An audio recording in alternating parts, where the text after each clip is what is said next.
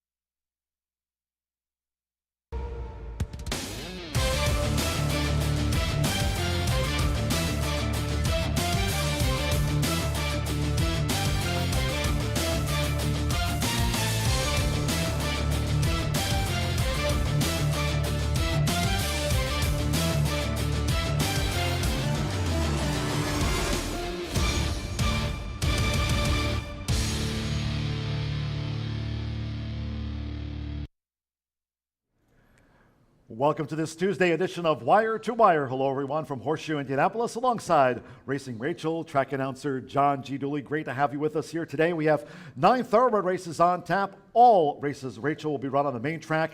A lot of rain. We'll get to the official forecast in just a moment from Todd at WRTV. But suffice to say, it's been wet weather, and we have a sloppy main track.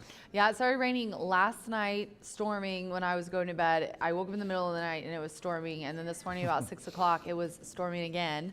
I'm not sure what happened in between those times, but I know those are the 3 that were. And then on my way in, it was raining. So we got a lot of rain today, but as Todd tweeted us, hopefully most of it will be done by racing time, and currently it is not raining. We'll check in with Todd in just a moment from WRTV. 20-cent Straight Fire 6 jackpot. I mean, how many days it's been? Tammy Knox's notes. We wished Tammy a very happy birthday yesterday. Had a chance to celebrate with her after the races here in town. 15 days that Straight Fire 6 jackpot. It's rolled over. There it is now, 6 figures, $104,922. We'll talk about that in just a second. Starts on race 3 at 3:32. Just shy of 105. And I'm telling you, once it gets up to 70, over 50, it always gets some action. But once it gets over 70, it seems like people just really, really hit that. And of course, because it's a jackpot, of course, that's what everybody wants to do. But very excited. It's up to almost 105,000 today. Yeah, we'll have a lot of scratches to cover as we go through the program changes. We'll talk about that 20-cent Straight Fire 6 jackpot. Number 7, Fearless Anna, is scratching that opening leg of the Straight Fire 6. But for the official race day forecast, the sloppy track, Todd, let's check in with WRTV. From Indy's streaming news leader, this is a WRTV update.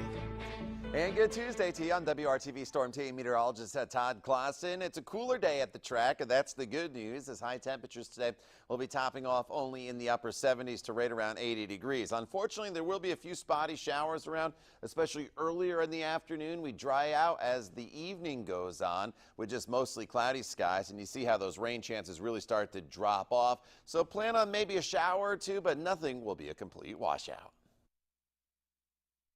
All right, cheers, Todd, with the official forecast. I wonder if there's ever been an Indiana bred named Stormy Weather or Spotty Showers. Stormy Wager. Stormy Wager, yeah. Yeah, but not. I don't know if stormy weather. There probably will be. Even Brian, who so now that he's here, he's probably got friends that are watching a lot more closely, right? You know, and they have been texting him like, "Whoa, shocker, off the turf." I told him today, I normally say, we are responsible for a lot of your crops here in Indiana. So it's like, that's why, because it does rain a lot. Lots of cornfields. Without the rain, y'all would starve. So it's either starve or race on the turf. Look on the bright side of life. Look at the bright side of life. I'm providing Central you corn. By the way, you know who's happy? I mean, yes, of course, we love our turf racing here, but the connection's a 63 caliber. Oh, they Gun are. Runner filly, she's a two-time meet winner, fourth in the Indiana Oaks, and Tom Amos 2 wins away from 4,000. My Racehorse, the owners of part of the owners of that Gun Runner filly, 63 caliber, they're happy. Tom entered hers in MTO. So. Yeah, and they tweeted that today, and I was like, I like it. He's got some chances today, just since he's 2 away. Did he get scratched out of the 5th race? I can't remember. No, wait. Yes, he did. Okay, so then he just has in the 9th. I just want to double check before I reported that. He might have got scratched out of there too, because there's only 3 horses left, or 4, is it, in the 9th? Or is that the one at 33? That's 63 caliber. 63 caliber. Yeah. So the 9th race, he's got that shot, and he's 2 away. He's 2 away, and then he has more horses entered this week here, but of course also at Saratoga as well. Okay, so he has 1 chance today, and we reported. And also, if you get the updates from Equibase, which some people sign up for, he is reported to, but obviously he's been scratched down. Only 1 scratch in that opening leg of the Straight Fire 6, race number 3. That sprint again, $104,922, 20-cent Straight Fire 6 jackpot. Race 3 scheduled at 3:32. Scratch the 7, Fearless Anna. So at least as far as the opening leg of the Straight Fire 6 goes, Rachel, a field of 9. Yeah, this is going to be a crazy day, I feel like. Whenever we get a ton of rain right before, it changes things a lot. You can definitely look for some big long shots on days like this. I hadn't put together a ticket. I'm on TVG later to talk about the late pick 4, so that's what I put together today. But this big carryover is very interesting. Let's just go over the sequence quickly. We've got the bottom level claimer. As John said, there is no, just the 1 change, so not a huge difference here in this one. I went 9-3-10 in here. The 3 Beirut Beauty looks really nice. Alexis Clare having a win yesterday could roll that into some keen eyesight. Ray Paquette's filly is the one that got the morning line favorite, and she looks really nice. I don't know if you're going to find a huge long shot in this race, so I would just stick to those 3. In the 4th race, it's a 2-year-old maiden special weight. Now, these 2-year-olds in the slop, this is one of those races that you could go a couple of different ways. So be sure to note maybe on the breeding side if there's any mutters that you like. But for me, I went 8-4-9. And actually, I sent my picks in today. We got the changes a little late today because of how many there were. So I'm literally going through this with you guys because I have schedules to do and everything. I sent in my picks before I even got the changes. So I could be going through here and find out that there are some scratches. So bear with me. But 8-4-9 in this race, full of first-time starters. But, of course, the Brad Cox trainees, just really hard to go against them in the maiden special weight ranks, as that's kind of, his thing there. And then we're going to go to the 5th race, which is this is the race that we got, taken off the turf. 1.70 on the dirt, maiden claiming 15. 4, 5, 9, and 10 are out, as well as the 14. Now, the 13 MTO does draw in, which I always, when an MTO draws in, I like to add it. It's just one of those hunch things for me on a ticket. I give them a shot. But for me in race 5, I have 10. Nope, see, 10's out. That's going to change things. Outbound will be probably my top selection, and then the 8 Oshwin's Orb. That might be one that you could have a long shot What? Did I mess up my numbers again? I think one of us did because I have Tequila Revolution out and you have Big Paper Oh, out. so we need to ask. So that would have been that could be Tom Amos's Second one. 3,999. Yeah. You probably have it Listen. right, to be completely honest. I was getting them in quite a rush. The 6th race, so we'll report on that. I'm sure John's correct. We'll double check it. The 169. wide. I thought I messed up my picks again, and Brian was going to give me crap. we were at Texas Corral We were late at last Texas night. Corral last night. 169, and the also eligibles are out of another two-year-old maiden, which is another one I think you could probably find a nice price. The 7th race is an allowance. It's a 1.70 on the dirt, moved from the turf. 3, 5, 7, 8, and 10 are out of here. Now the 5 was the morning line favorite. Look for off-track tries. The 2 Indocumentado interests me off a 2nd place, and the 1 Load Me Up Justice has a nice wet dirt try. Also the 4. So there's some form in this one where you can find some mutters. Also is the Twitter pick race. The 8th is main special weight. The 2 is out. This one, the 8 Fair Express, looks really, really good, and I'm going to go with that one on top. And then we've got the 9th. That's just a few horses. There's no try, no show, no super. I'm just going to tell you the only horses that are left are the 5, the 9, the 12, and the 14. So we got a 4-horse field. I singled in that race on my pick 4, obviously. In a 4-horse field, it kind of makes sense to the 5. All luck. So that's the sequence, $105,000 carryover. It's a pretty interesting one. Didn't really put together a ticket today. I might try to do that really quickly when we get done, since it's kind of a little bit slower of a day for me today, but good luck everyone in the pick 6. Yeah, once again, when we get done with the pre-race show, wire to wire, I'll be up in the broadcast booth, all the program through all of them. changes. Big Paper, that could be Tom Amos's 3,999th career win. And then, of course, 63 Caliber, entered by Thomas and MTO, I'm ready. Gunrunner Filly, coming off the Indiana. We've got the printed out poster and everything, so we're ready to go. If Tom wins today, I'll take it. I'll go down there, and I don't do rain. For Tom, I will do rain. Duly noted. We will see what happens here today. 9 races on tap on a sloppy track. Quick commercial break here on the Tuesday edition of Wire to Wire. When Rachel and I come back here to Horseshoe Indianapolis, we'll talk about more of the events. We've got Wiener Dog racing coming up on Saturday. We also race tomorrow and on Thursday as well. Back with more right after this. Feel the excitement with TwinSpires.com, the official betting partner of the Kentucky Derby and Breeders' Cup. With TwinSpires.com, place legal wagers and watch live horse racing wherever you are on any device. Sign up, play, and win today. New players use promo code FREE100 on sign up to start your $100 bonus. With TwinSpires.com, you can bet on horse racing. Get the TwinSpires.com app to receive special offers and the most up-to-date information. Terms and conditions apply. Void where prohibited. Please wager responsibly. It's the nature of all Caesars to rule the world, which means Caesars rule the world of sports, which means Caesars rule the world of sports books. Ergo, Caesars rule the world of sports book apps. Those are the rules.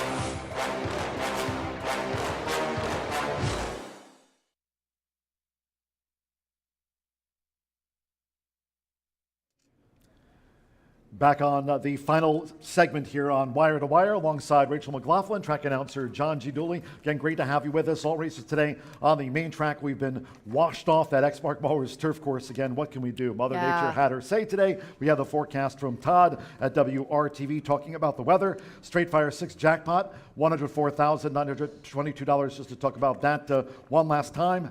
Mentioned Tom Amos starts the card. He's got 2 in, Big Paper, and then 63 Caliber runs as a main track only. The Gunrunner filly, 4th last time out for her in the Indiana Oaks, in back of Interstate Daydream. And it's a small field for that Gunrunner filly. And Tom, perhaps with a chance to hit the milestone here today at Horseshoe Indianapolis. Yes, it's going to be close. Can't wait to see if he does. I will be very happy if he wins it here in Indiana. Yesterday was Dooley's Legends. Congratulations. We had the one winner, Eva. Congratulations to you. And we have a lot of contests for our handicappers, bettors here at Horseshoe Indianapolis. You touched on it when you were going through your Straight Fire 6 thoughts and your picks. Today is hashtag Twitter Tuesday. Yes, it is. It's going to be on race 7 today. So send me your selection. And you have to reply to the tweet so that it's, right there with all the other contest ones. We got to keep everybody honest. And if your horse wins, you could win too. We will put you in a drawing for a $20 $20 Visa and also some swag. So if you're out there in simulcast land or here, anywhere, get on my Twitter and participate in Twitter Tuesday. I know it's very popular with the fans on social media. By the way, I wasn't here last year, but it's the Grayson Grass Challenge. Now I know why they call it the Grass Challenge, because it's a challenge to get on the grass here. I like it. Yeah, and with this rain, we are going to announce hopefully soon when most races will be. I thought to myself today, I was like, oh, we normally do it on Wednesday and Thursday. Maybe we can do it on Thursday. And I was like, we don't race on Friday, Rachel, and it's quarter horse on Saturday. So, yeah, we will announce if we're going to be able to make those up, and we will as soon as we can. And it's such a great foundation, and it is. And charity. Research. We've only won, we've run one race, and it was Hazel Raw long shot with Tommy Pompel, and among our 7 handicappers, 0. It's hard to pick $100 horse. I'm going to tell you guys right now, it's not. But nobody an even easy had it in thing. the exacta box. Like there wasn't even a and that's underneath rare. horse. There's, you know what? I can't forget who. I forget who it was. We've had a few participants, but someone used to do a lot of the all sequences, like a small all wager where they would include every horse to cover it. And I think Nick kind of does that sometimes too. So I was shocked that no one had the 5, but we'll definitely be getting back to that and moving through the rest of the month, hopefully without a hitch. Mother Nature, please. Get us some turf help racing us here at out, Horseshoe bro. Indianapolis. We want to remind everybody, of course, Thursday post time will be 2:10. Today off at 2:30 p.m. Eastern. No live racing Friday. And then on Saturday, 10 a.m., Rise and Shine. We'll be here early, all quarter horse card. And also, hey, don't forget, not only quarter horse racing, but Hot Diggity Dog. The Wiener Dogs will be here. So a lot of fun for families and for quarter horse fans on Saturday. That's right. Saturday is going to be an excellent day of racing. You can sign up for Wiener Dog Racing by the email. Just email us at horseshoeindycontest@gmail.com. And we actually put the sign up online, so you can do it there. A Dutch on Dash to the finish, and the Wiener takes all. Cash money up for grabs. Wasn't that the famous ABBA song, The Wiener Takes It All? I don't know. Okay. ABBA, not my thing. 9 races. Main track is sloppy. We are off the Exmark Mowers turf course. Again, just a few minutes, I'll be up in the broadcast booth. We've got a lot of program changes to cover, so we're going to skedaddle. Give him until a lot of next time. for Racing Rachel, her Mountain Dew, and mine as well. Track announcer John G. Dooley saying, we're done. Have fun. Was that a promotion? That was a promotion. Bye for now. Cheers.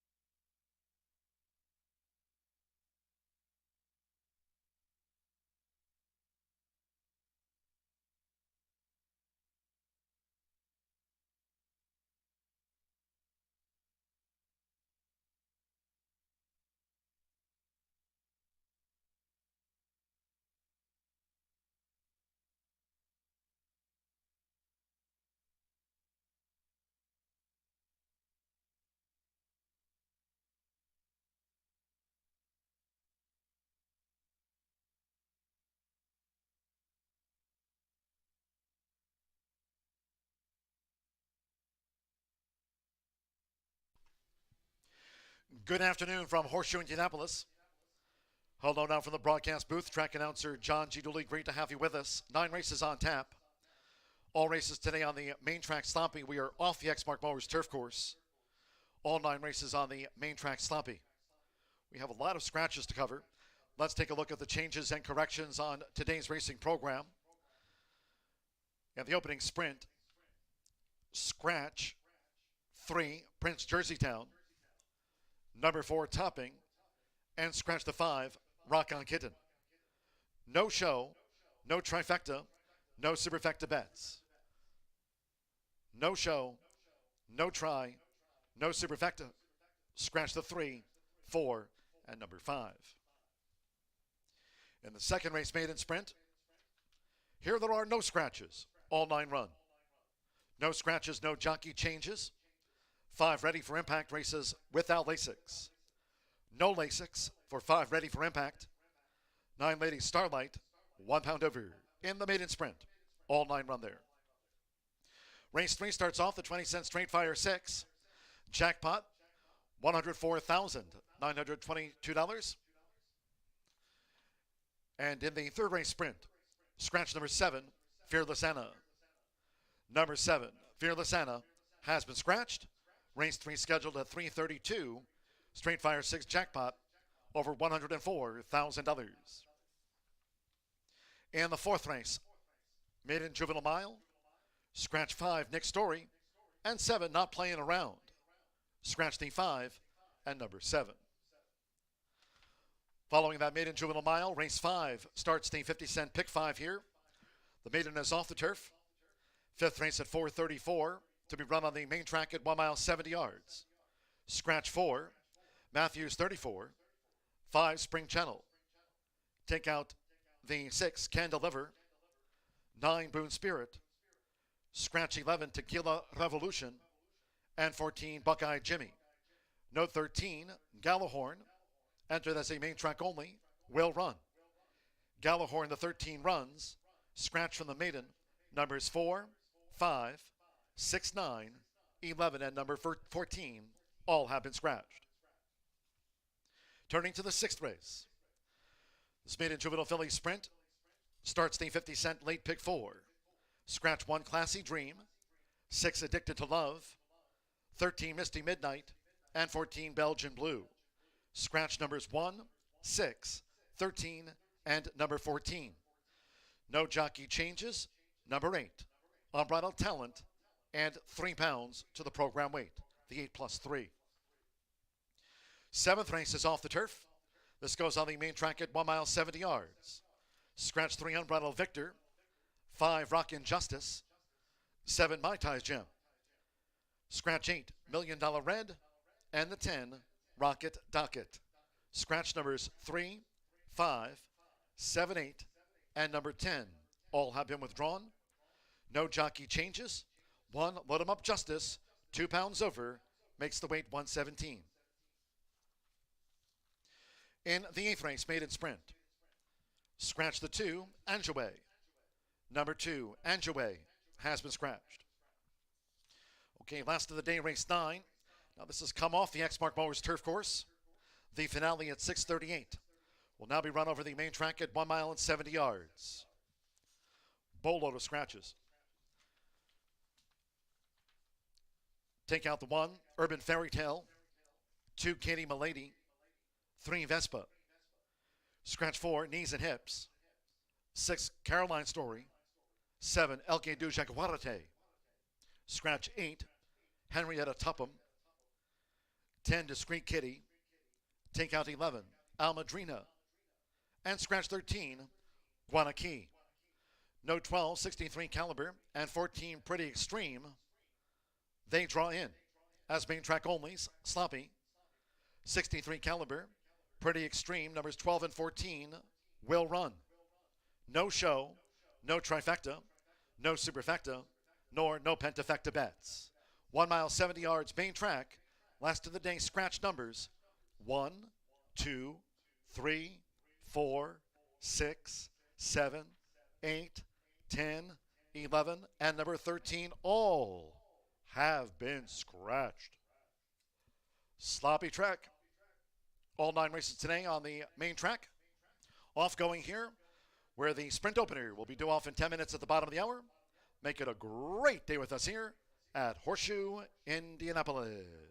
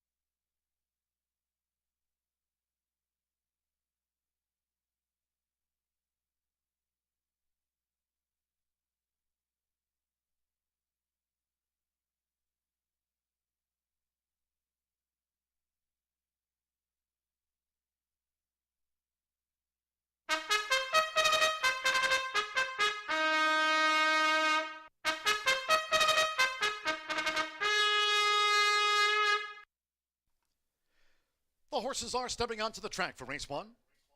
This sprint over the 6 furlongs, a field of 4.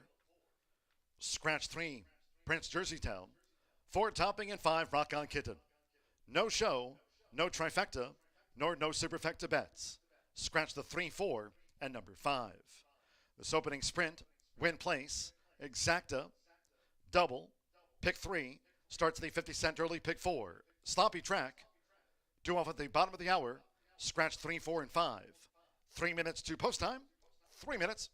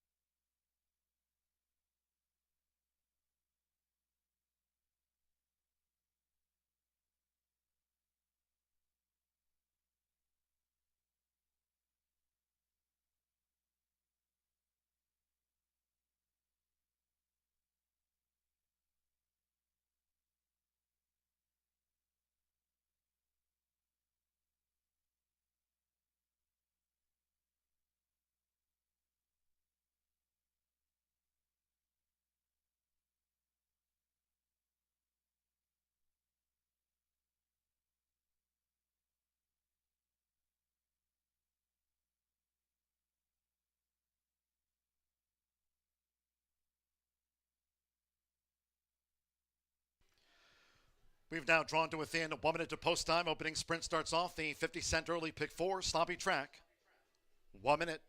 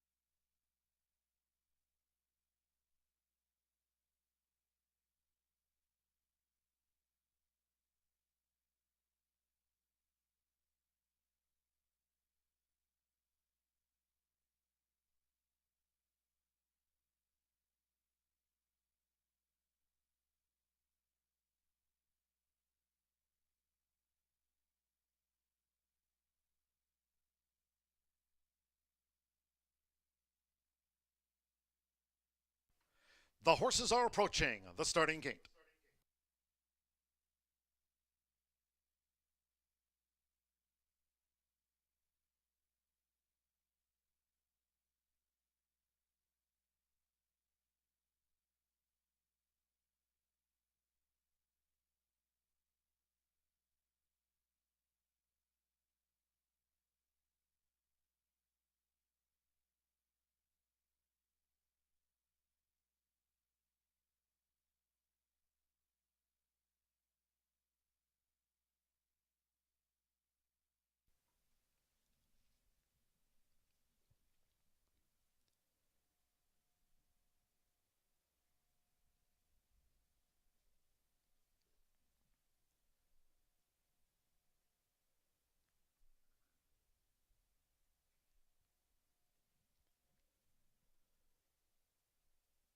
The horses have reached the starting gate.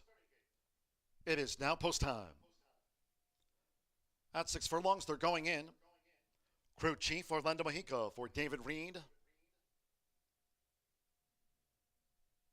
Now here comes Masai Man, Gage Holmes for Norman Cash. Masai Man has joined Crew Chief.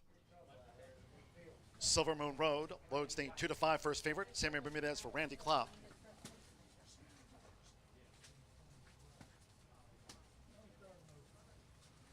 Last out winner, 2-5 Silver Moon Road.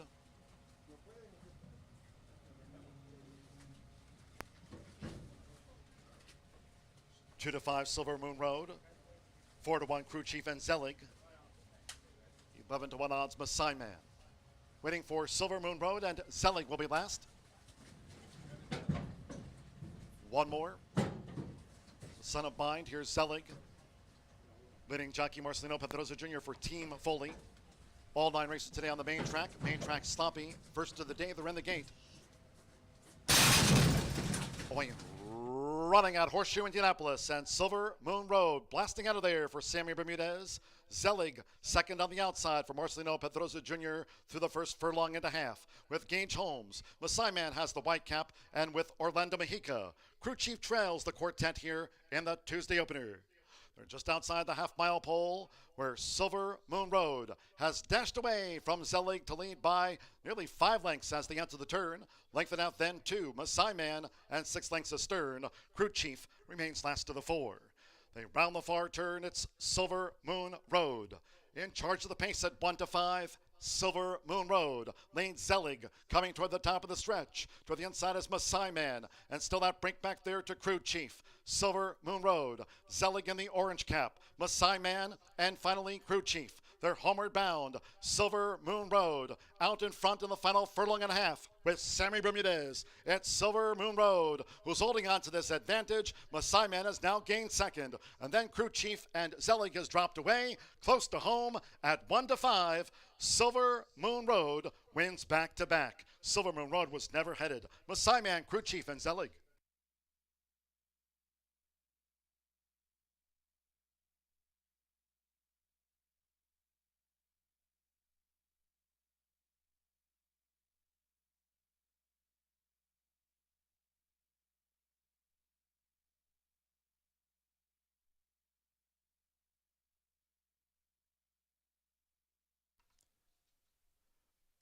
Six, 2, 1, 7 after the opening sprint. There was no final time, no sectionals. 6 Silver Moon Road at 1-5 was first.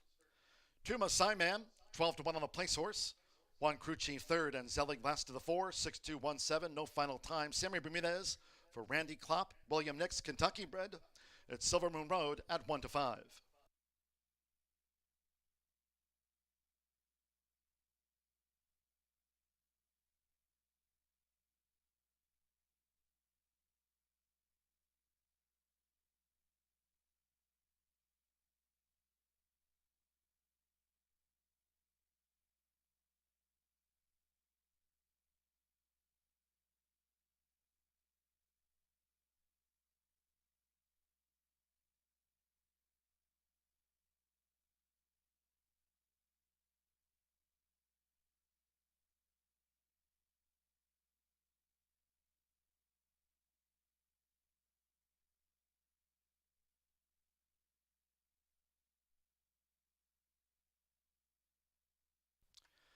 They posted a running time now of 1 minute 10.35 seconds. Again, no sectionals.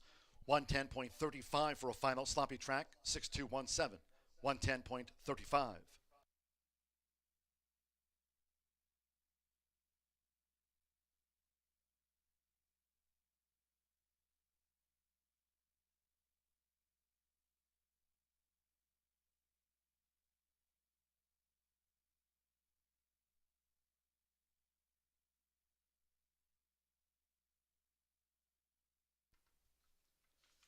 The first race official.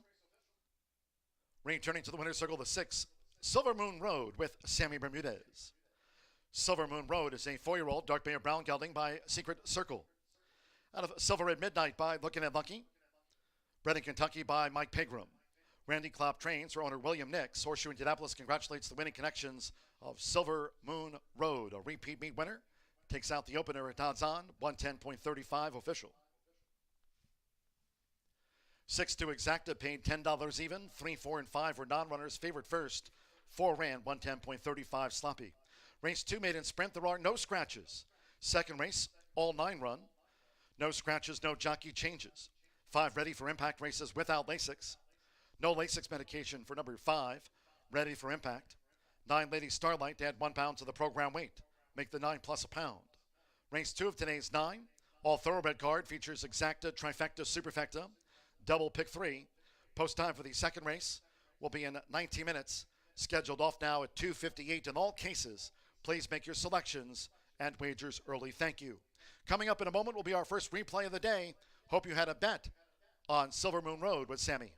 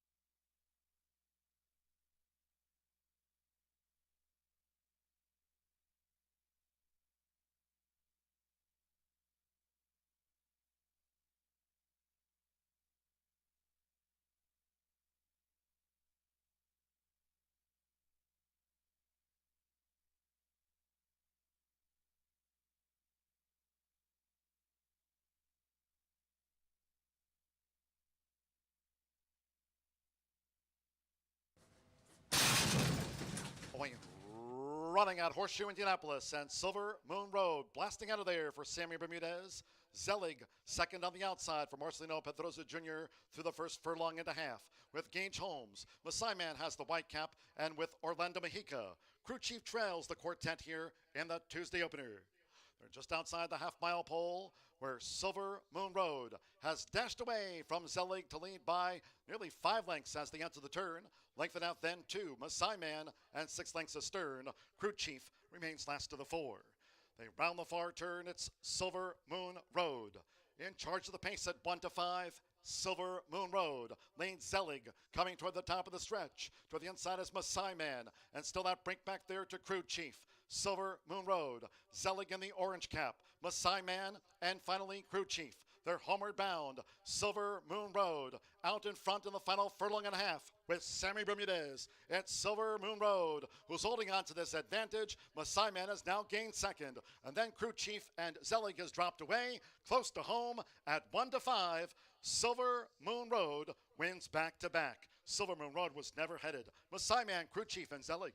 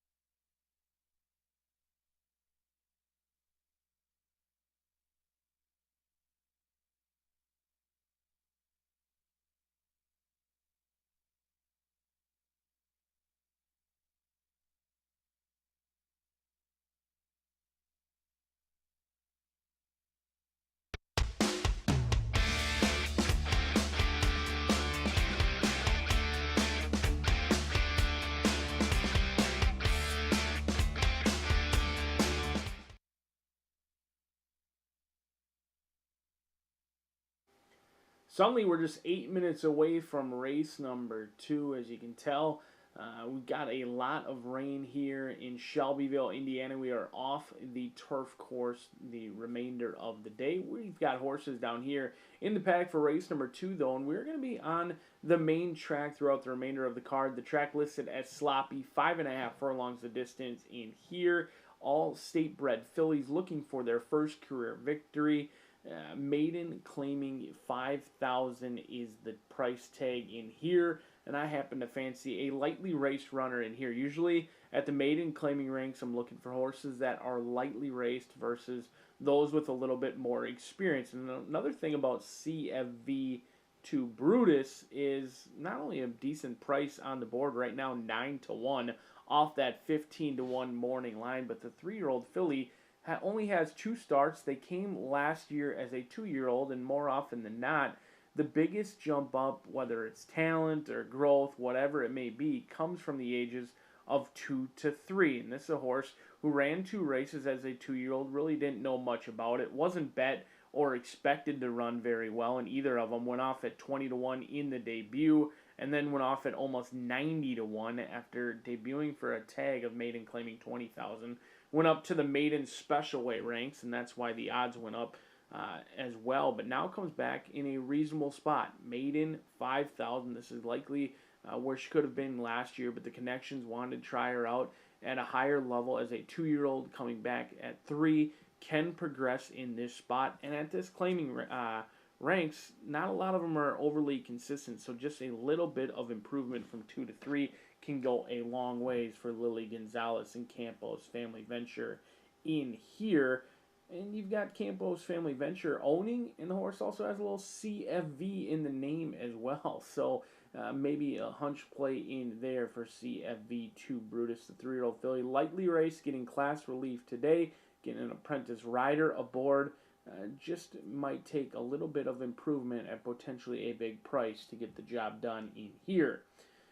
Evie Jean is a horse with experience, and much of that experience in her career through her 7 starts has come at the maiden special weight ranks. She has tried maiden claiming the last 3 out. She's shown improvement, but not the winning variety. They've tried a little bit of everything with her. They've tried sprinting on the dirt. They've tried routing on the dirt. They've tried the turf recently, earlier this year as well, trying to find what will work for this 4-year-old filly by Shackelford. But you get Joe Ramos aboard for Scott Mullins in here. Ramos had an excellent day yesterday. He started off his week with a couple of winners. He looks for another one in here with Evie Jean. I thought last race going 1 mile and 70 yards. She's cutting back today. She should be a little bit more fit. She kind of sat in a dream spot behind dueling leaders, and it opened up for her on the rail and just really didn't have much run. I mean, she kind of got shuffled back just a little bit, didn't finish all that well. I'm fairly convinced that I've seen enough that Evie Jean likely doesn't want to go 2 turns. She should appreciate this cutback in here. 10-1, another value player in this spot, as we've got long shots across the top 3 in here. 10-1, 10-1, and number 8, Barbie Jean, the lowest of the top 3 in here at 7-1. Tommy Pompel gets the call in here for Cam Hammond. More connections that you certainly have to respect. They team up at 22%. You have a veteran rider like Tommy Pompel being aboard a maiden 5,000. He could have easily taken the race off or sat this one out. Certainly not his style. This horse has never tried the maiden special weight ranks. They've been at a reasonable price tag the entire time throughout the 4-race career thus far. Did have 2 races as a 2-year-old. Progressed a little bit as 3. Has shown the ability to find the lead, and sometimes that's all you need at this lower maiden claiming ranks is finding the lead. Horses can get a little brave on the front end. Tired can't pass tired, and this one really didn't get a great trip last time out. There was a 4-headed speed duel at the top of the lane, and Barbie Jean was one of the first ones to back out. But the good news is the second place runner, Rock of Cashel, did come back to win next out, so could be exiting a live race in here for Barbie Jean. Tommy Pompel, Cam Hammond, these connections, you just got to follow them, especially when they're on the board at 7-1. This looks like a very challenging race from a handicapper's perspective. However, when it looks tough, usually you get paid if you are right. So it is a great betting race in here. plenty of opportunities for those exactas, trifectas, or superfectas. As a field of 9, state-bred fillies will take to the sloppy racetrack in here.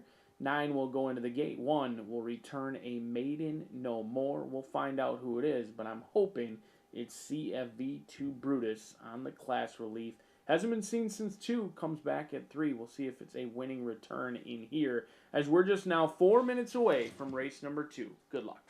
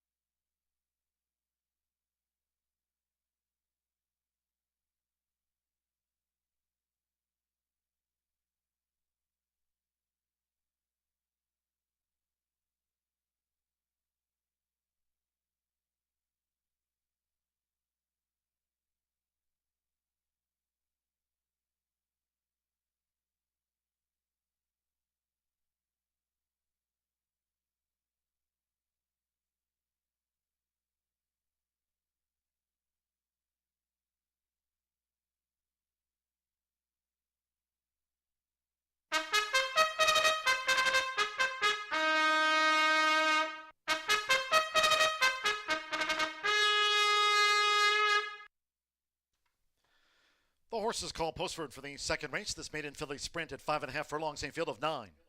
All 9 run. Number 5 ready for impact. Races without Lasix. No Lasix for number 5. Ready for impact. 9 Lady Starlight to add 1 pound to the program weight at 118. Make the 9 plus a pound. Exacta, Trifecta, Superfecta. Race 2 maiden starts another double and rolling 50-cent pick 3 sloppy track. 2 minutes to post time. 2 minutes to the off.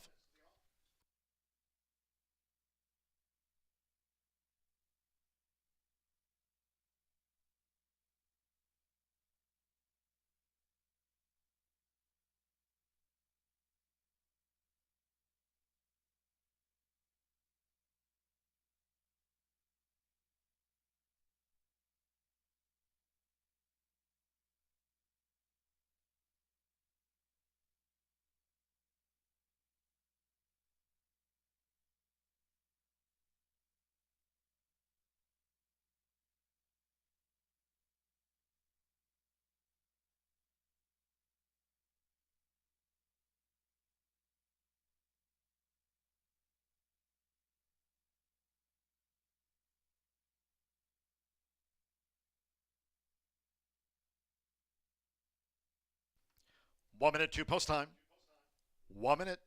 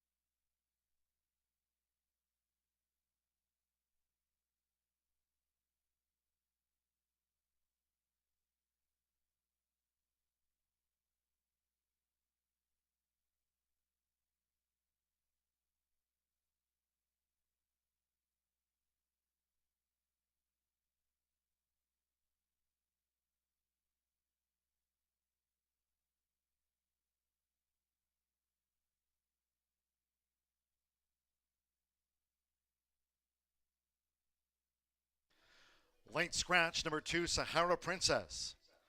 Ladies and gentlemen, by order of the stewards, upon advice of the track veterinarian, number 2, Sahara Princess, has now been ordered scratched. There will be a 6-2 consolation double. 6-2 consolation double. All wagers here on 2 Sahara Princess. All bets here on that late scratch 2 Sahara Princess refunds.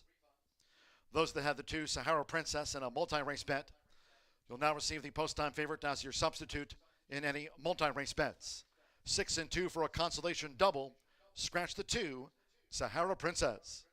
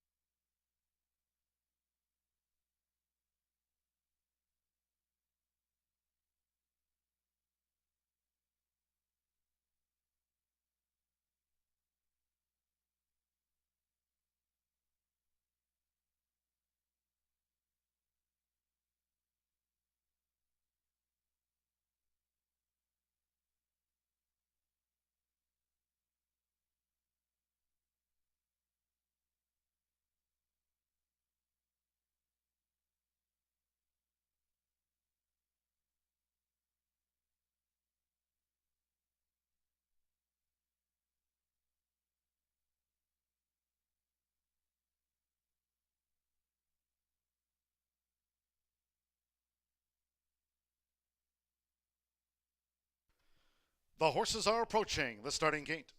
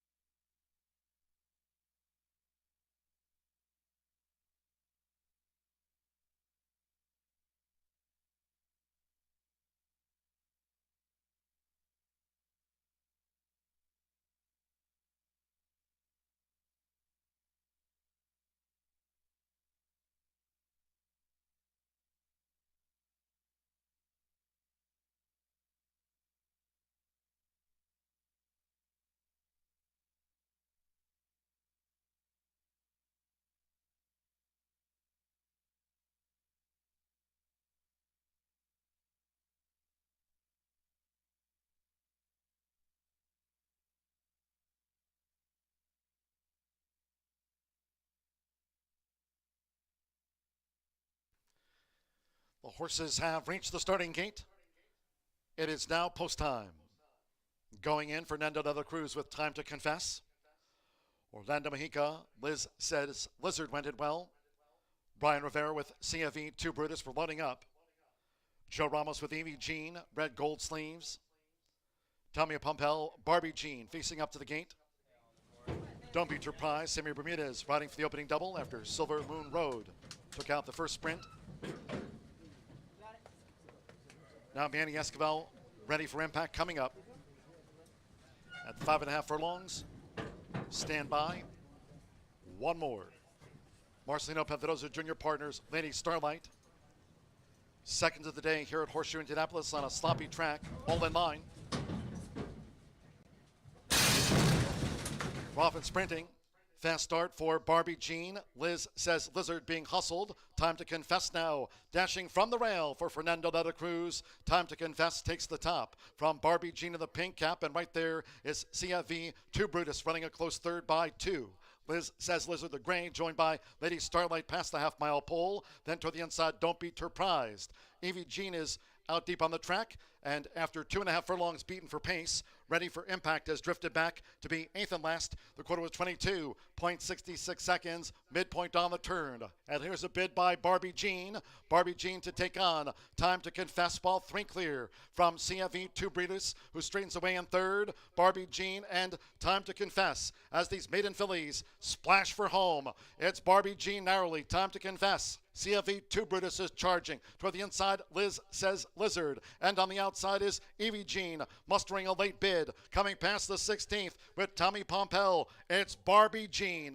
And Barbie Jean close to home from a game. CFE 2 Brutus, Barbie Jean, safe at home from CFE 2 Brutus.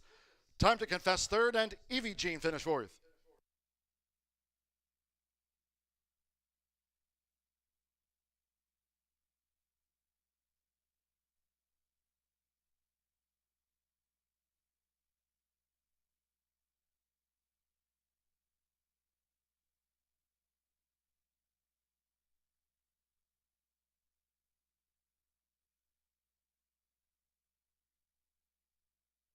In 1 minute 7.46 seconds for that maiden filly sprint, 107.46 sloppy. We're standing by for the full running order from the judges. Give it to Barbie Jean, 8-3-1-7. 107.46. Number 8, Barbie Jean at 6-1 first. 3 CFV, 2 Brutus at 9-2 was second. 1 Time to Confess. 9-5 favorite ran third. And 7 Evie Jean, 9-2 on the fourth filly. 8-3-1-7. Hold all bets until official. Tommy Pompel for Kim Hammond, daughter of Prince Grand. Barbie Jean out to the maiden ranks at 6-1. Again, 2 Sahara Princess was a late scratch. 6 and 2 for a consolation double. Refunds on 2 Sahara Princess. She was a late scratch from the maiden. 8-3-1-7 the order.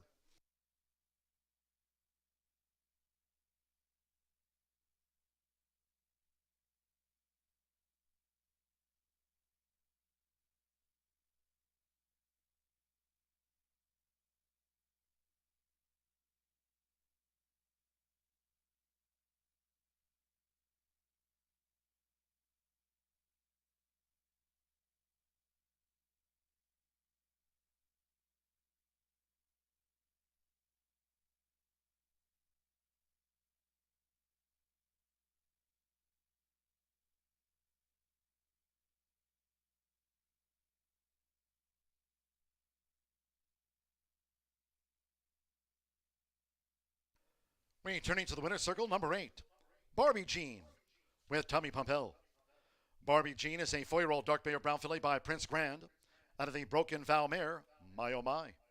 Bred in Indiana by owners Charlene and Larry Whitaker, trained by Kim Hammond. Horseshoe Indianapolis congratulates the winning connections of Barbie Jean. It's official.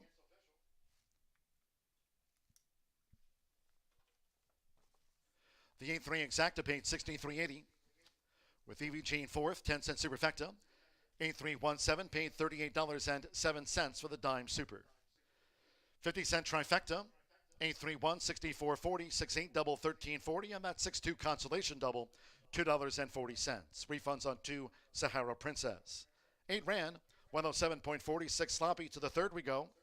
Next sprint, scratch 7 Fearless Anna. Number 7, Fearless Anna, has been scratched.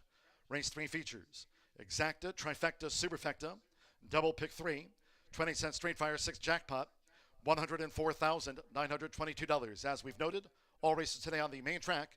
Main track remains labeled sloppy. Post time for the third race sprint in 18 minutes, off at 3:27.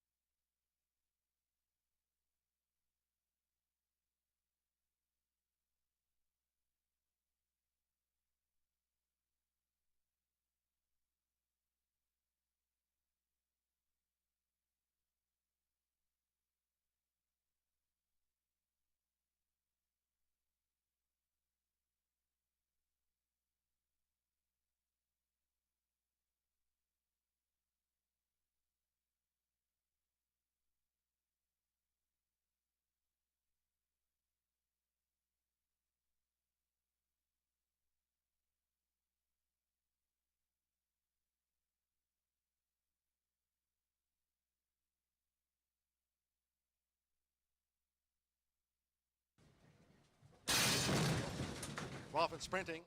Fast start for Barbie Jean. Liz says Lizard being hustled. Time to confess now. Dashing from the rail for Fernando de la Cruz. Time to confess takes the top from Barbie Jean in the pink cap. And right there is CFV 2 Brutus running a close third by 2. Liz says Lizard the gray, joined by Lady Starlight past the half-mile pole. Then to the inside, Don't Be Surprised. Evie Jean is out deep on the track, and after 2.5 furlongs beaten for pace, Ready for Impact has drifted back to be 8th and last. The quarter was 22.66 seconds, midpoint on the turn. And here's a bid by Barbie Jean. Barbie Jean to take on Time to Confess, ball 3 clear from CFE 2 Breeders, who straightens away in third. Barbie Jean and Time to Confess as these maiden fillies splash for home. It's Barbie Jean narrowly, Time to Confess. CFE 2 Brutus is charging. Toward the inside, Liz says Lizard. And on the outside is Evie Jean, mustering a late bid. Coming past the 16th with Tommy Pompel. It's Barbie Jean. And Barbie Jean close to home from a game. CFE 2 Brutus, Barbie Jean, safe at home from CFE 2 Brutus. Time to Confess third, and Evie Jean finish fourth.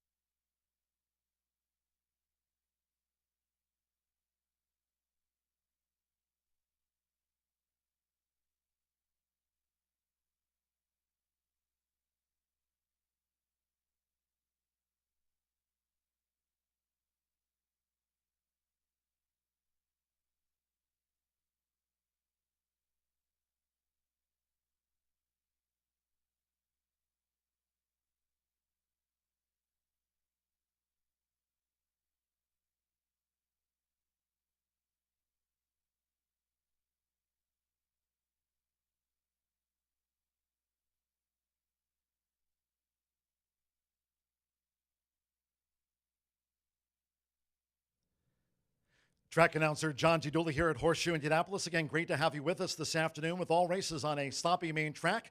And the 20-cent Straight Fire 6 jackpot starts in 12 minutes. It's over $104,000. Sammy Bermudez, Tommy Pompel just won our seconds of the day. That maiden filly sprint on Barbie Jean for trainer Kim Hammond. A couple of jockeys already on the Tuesday scoreboard here at Horseshoe Indianapolis. Speaking of jockeys, well, let's take a look at some jockey stats. Our top jockeys here during the course of this 2022 race meet. We're about halfway through the season, wrapping up the day before Thanksgiving in November, and some jockey stats so far this meet. And 6 jockeys have already gone over the $1 million earnings mark in 2022. They are 3-time leading jockey Marcelino Pedroza Jr., Joe Ramos, Sammy Bermudez, mentioned Sammy, took out the first of the day. Also, Manny Esquivel, Deshaun Parker, a member of the 6,000 and Win and Then Some Club, and Rodney Prescott, who's a 3-time champion here at Horseshoe Indianapolis, all over the $1 million earning mark thus far, and we're still halfway through the season, wrapping up the day before November, as I noted. Midway through the meet, Marcelino Pedroza Jr. right now on track to match his record-setting season for earnings. That was back in 2019. Marcelino, a 3-time champion, over $3.4 million. That was Marcelino's previous mark. We'll see if he can get over that during the course of this 2022 meet. We're still halfway home. And also pointing out, 2 jockeys have more than 1,000 career wins at Horseshoe Indianapolis. 3-time champion Rodney Prescott, 1,193 and counting. And also Fernando de la Cruz having a super season here, 1,167 wins right here at Horseshoe Indianapolis for Rodney and Fernando. Some jockey stats midway through this 2022 season. There's still a long way to go as we wrap up the day before Thanksgiving, and we'll see if we have a single ticket in today's Straight Fire 6. Jackpot stands at over $104,000. Sloppy track, good luck with all of your bets.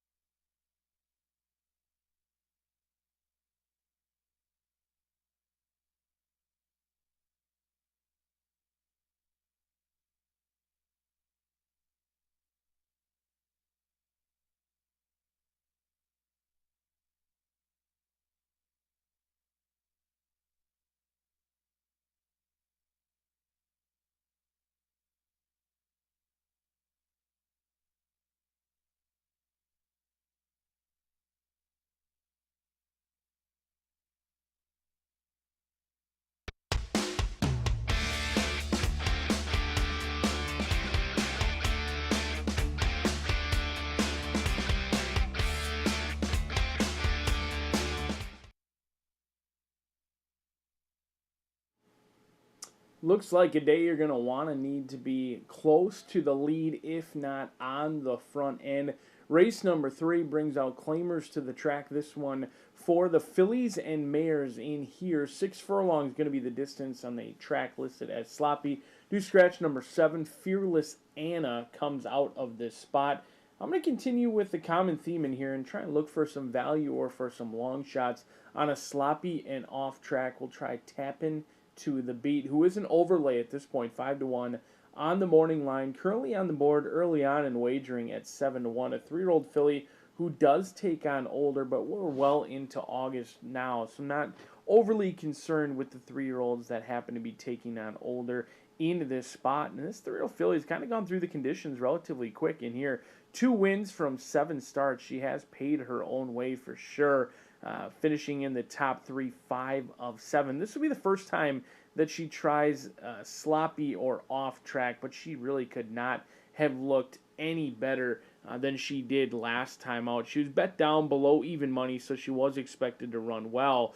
But I thought, she took command at the top of the lane, and she certainly kicked away willingly. Now, I know in the DRF racing form, it says the track was listed as fast, but on July 18th, a little bit similar to today weather-wise. I mean, the track was very wet to begin with. It was kind of drying out, but during this race, it actually started to downpour. So tap into the beat, even though it says 0 for 0, never tried a wet track, she certainly had some moisture under her hooves last time out, and she really handled it very nicely. Turned a field of 7 into a 4-length romp last time out. Second start off the layoff does go up in class. You get Gage Holmes aboard for Gennaro Garcia. She was aboard the winning ride last time where they went gate to wire, and I'm hopeful they can do or have a similar trip again today. 6-1, plenty of value on the board. Right next door in the starting gate is going to be another fellow overlay, potentially 7-2. Currently triple that price right now at 6-1. Manny Esquivel aboard for Alexis Clare in here. $85,000 purchase back in the 2019 claiming price, but they tagged this one a few races back for $15,000, and since then they have a third, a fourth, and a fifth place finish, looking for their first victory for Alexis Clare Racing Services, who does own and train Beirut Beauty, who's tried Horseshoe Indianapolis 4 times with a second and a third. I thought she got a dream trip 2 races back where she kind of sat just off a 3-headed speed duel, swung out, just couldn't get by the front runner that day. And then last time out, they shipped her over to Belterra just about 10 days ago and was a 4th place finish, only beaten by 3 lengths that day after having some trouble at the beginning. They ship her back in here. A lot of races in a short amount of time. This will be the 3rd race since July 19th. Should be plenty fit in this spot. Get some class relief today. Has been at the $15,000 tag. Now drops in for 5 in this spot. 6-1 on Beirut Beauty. All the way on the outside is Keen Ice Sight, a 3-year-old filly that I am sure Ray Paquette is hopeful loves this slop just like the sire Keen Ice certainly did in here. 0 for 1 so far on a sloppy main track in the career, but you can kind of forgive it or not make much of it, not take too much away, because it was the career debut for Keen Ice Sight, who was beaten by 8 lengths and lost to a next out winner in Como Square. Now recently, they last raced on June 30th. They finished 4th, beaten by 2.5 lengths. They did show a ton of speed, and at the top of the lane, it looked like this horse could be providing the upset. They went off at 18-1. They certainly loomed large, but flattened late and disappointingly did not even hit the board after running what looked to be a great race. They are eligible for the non-winners of 2 in here, as other horses have won 2 races already. So a little bit of a unique condition in here, because you've got some horses that have won 1 race versus 2 races. So certainly eligible for the N2L condition, but another who gets class relief, at least from a claiming tag perspective, claiming $15,000 down to $5,000. We'll see if the 3-year-old filly can enjoy the slop. A great price on the outside. A horse with speed, favorably drawn in post position number 10. And we'll see if Keen Ice Sight can provide the upset, but all of the money has come in on Expect the Boss. Now, our boss got married this past weekend, so this could be a hunch play in here. Marcelino Pedroza gets the call for Steve Asmussen, a Texas bred who is on a massive class drop, trying the slop for the first time at 3-5. I'm certainly going to stick with the locals in here. We'll see if the Texas shipper can get the Indiana money, as we're just 4 minutes away from race number 3. Get those wagers in now, and good luck.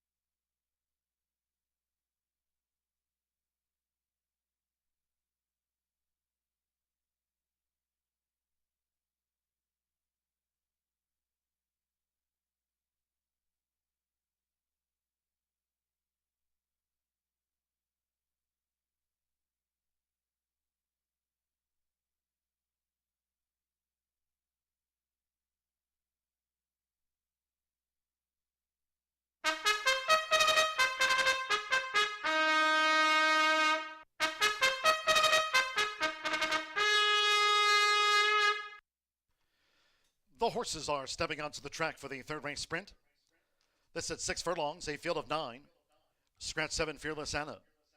Number 7, Fearless Anna, has been scratched. Race 3 features Exacta, Trifecta. There's the 10-cent Superfecta. Start of another rolling double. 50-cent pick 3. 20-cent Straight Fire 6 jackpot stands at $104,922. Racing over a sloppy track today at Horseshoe Indianapolis, and the third race sprint due off soon.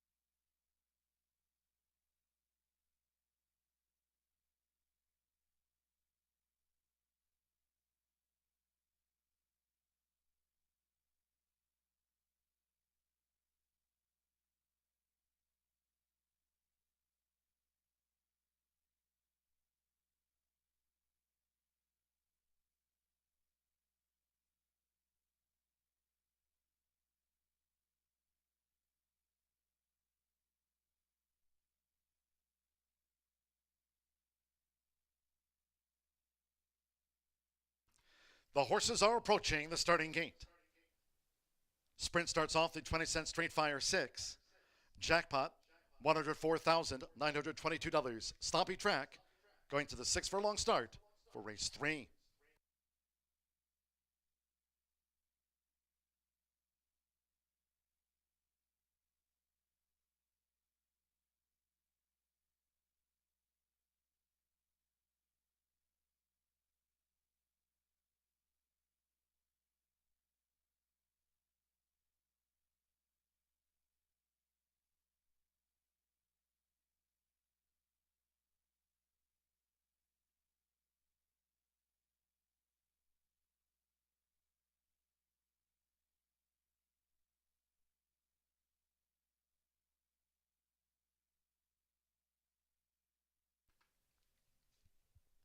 The horses have reached the starting gate.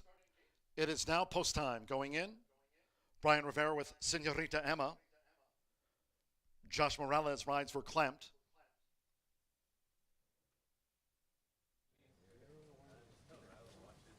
Sean Parker, CJS Susie Pa, you loaded. Gage Holmes with tap into the beat, drew 2. We're loading up. At 6 furlongs, Manny Esquivel with Beirut Beauty in the light gray. Dana Mexico with Royal to Be. Jane Elliott partners Sweet Ginger, who will take charge filly. She's drawn 4. Here's Sweet Ginger coming up. Marcelino Pedroza Jr. with Expect the Boss. Loaded 2-1 favorite.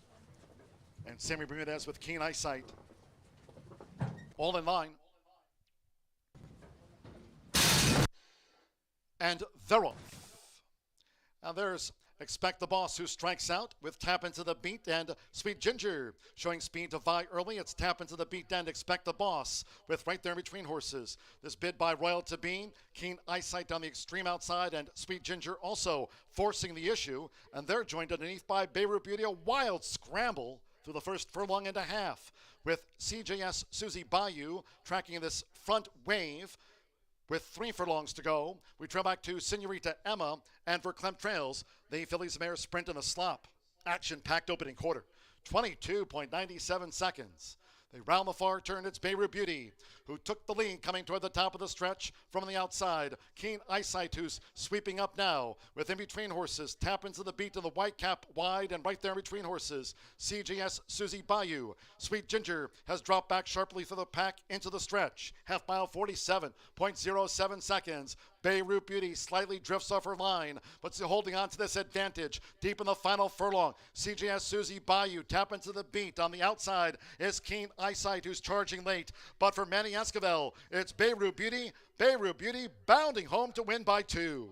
From Keen Eyesight, CGS Susie Bayou lost place late. Tap into the beat, Senorita Emma, and Verklempt after that.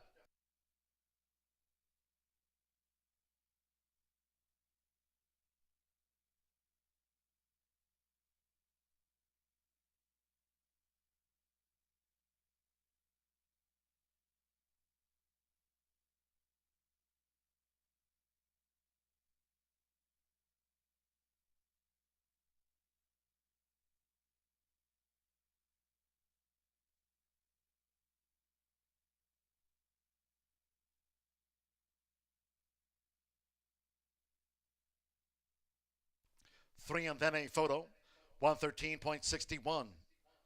3 Beirut Beauty, 3-1 first.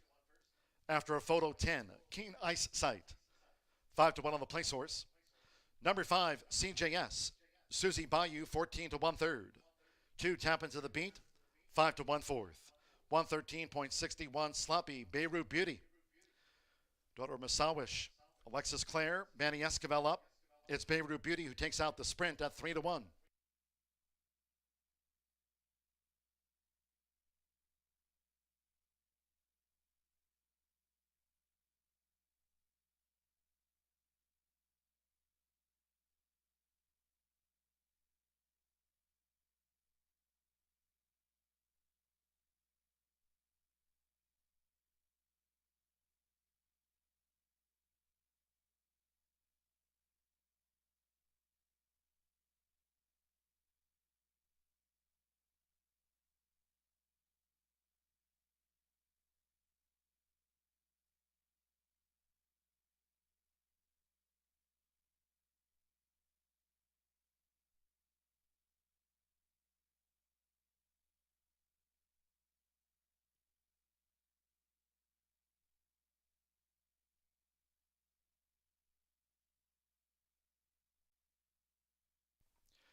Returning to the winner's circle, the 3 Beirut Beauty with Manny Esquivel. Beirut Beauty is a 4-year-old dark bay brown filly by Miss Howish. Out of Hatbox by Street Cry, bred in Kentucky by Waymore LLC. For Alexis Clare Racing Services LLC. And there's winning trainer Alexis Clare teaming with Manny Esquivel. It's Beirut Beauty, a 3-1 winner, 113.61, 310.52.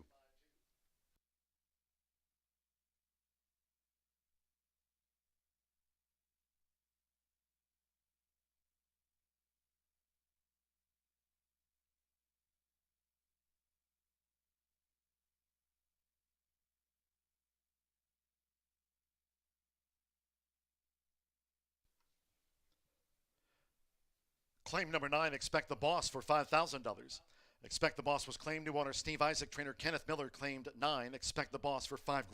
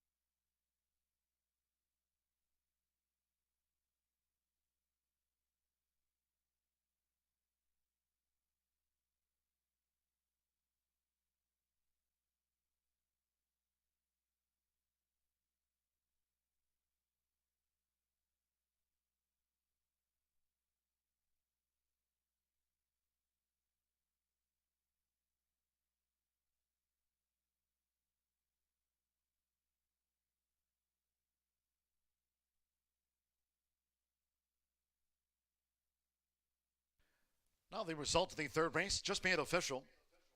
Result confirmed by the judges for Beirut Beauty, Manny Esquivel for Alexis Clare. 3-1 winner, 310 exact to pay $32.20. First pick 3 on a 9 race card.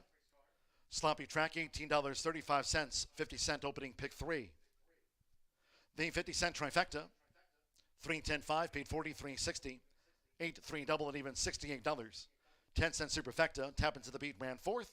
3-10-5-2, 10-cent superfecta, paid $42.84. We go to the fourth. Scratch from the maiden juvenile mile. 5 Nick Story and 7 Not Playing Around. Scratch the 5 and number 7. Race 4 features exacta, trifecta, superfecta, 10-cent pentafecta bets, double pick 3. The main track here remains labeled sloppy. Again, we are off the X Mark Morris turf course. All races on the main track sloppy. Post time for the fourth race in 18 minutes. Scheduled at 3:56 now.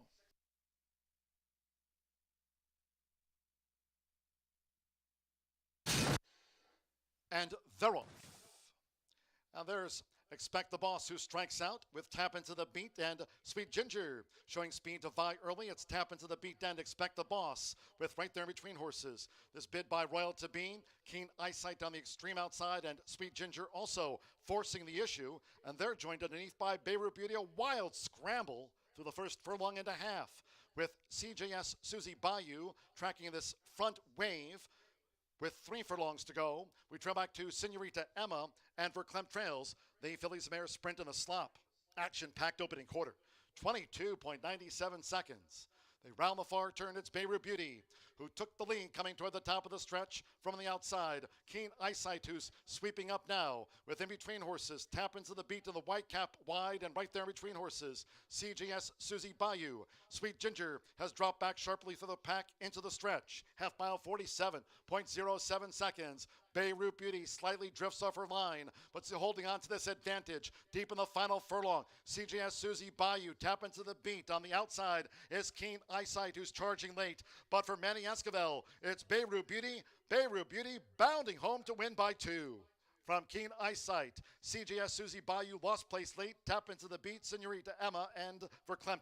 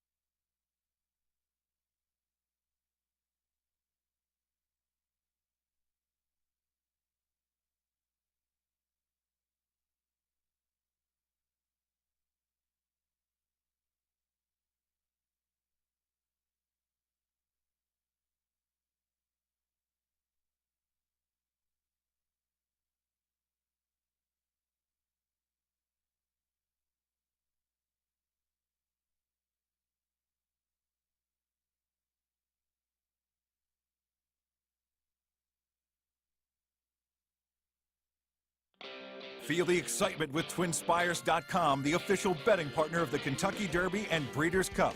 With TwinSpires.com, place legal wagers and watch live horse racing wherever you are on any device. Sign up, play, and win today. New players use promo code FREE100 on sign up to start your $100 bonus. With TwinSpires.com, you can bet on horse racing.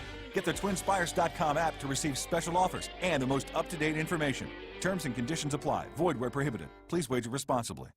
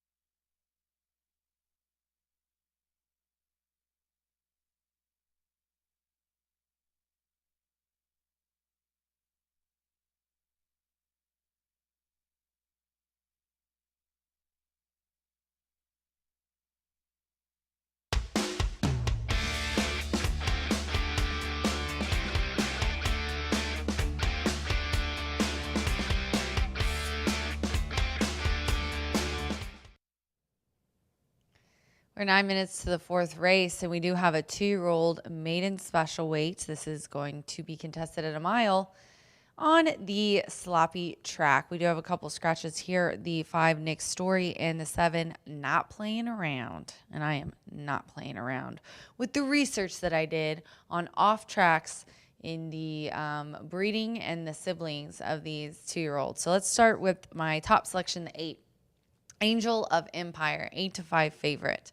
Marcelino Pedroza is aboard our leading jockey. That's a plus. Brad Cox, obviously, huge plus. The percentages in maiden special weight winnings is over 30%. He also obviously 24% win clip, 61% in the money. This is a first-time starter. The works are nice. Couple of gate drills jump off. Now, when I looked up the breeding, so Classic Empire, he won on the slop.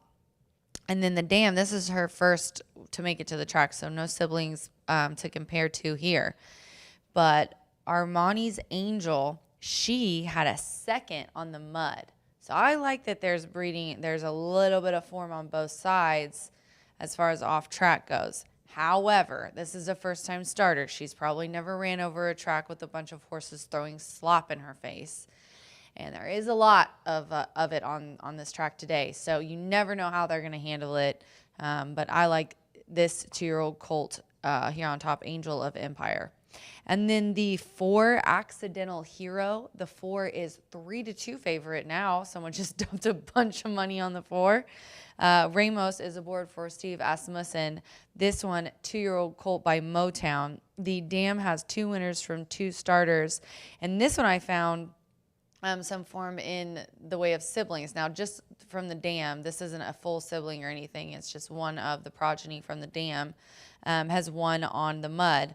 And 2 of 2 on an off track for one of her siblings, his siblings. The dam though, however, never did win on the slop. She did run a couple times and didn't really do much there. And then I'm going to go to the 9 at 6-1, Prince of Roses. This has some Pioneer of the Nile breeding in it. Cairo Prince is the sire.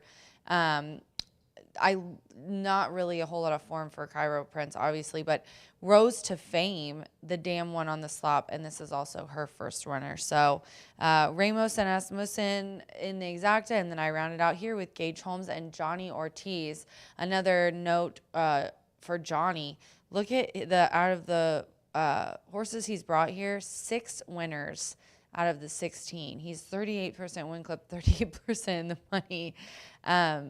We were just talking about wherever Johnny's putting his horses, they're doing really well. So definitely want to take note of that.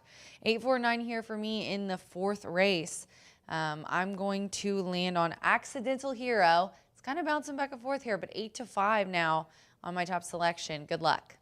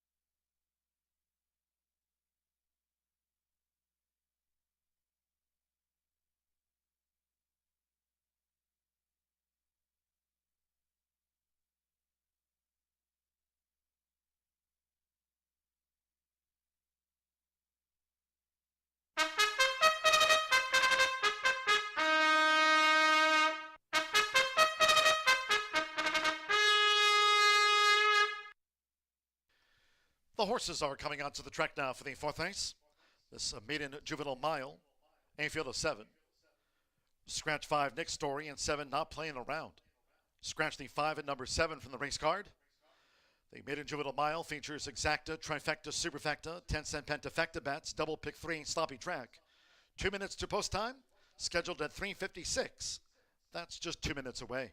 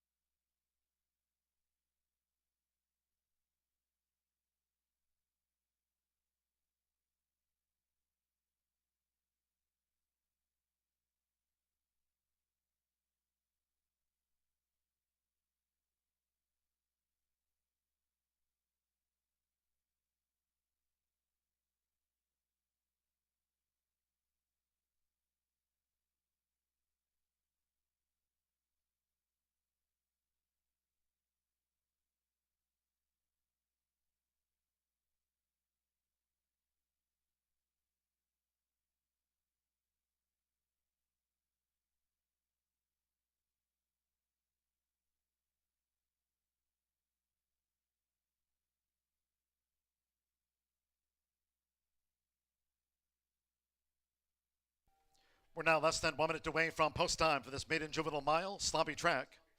Less than 1 minute.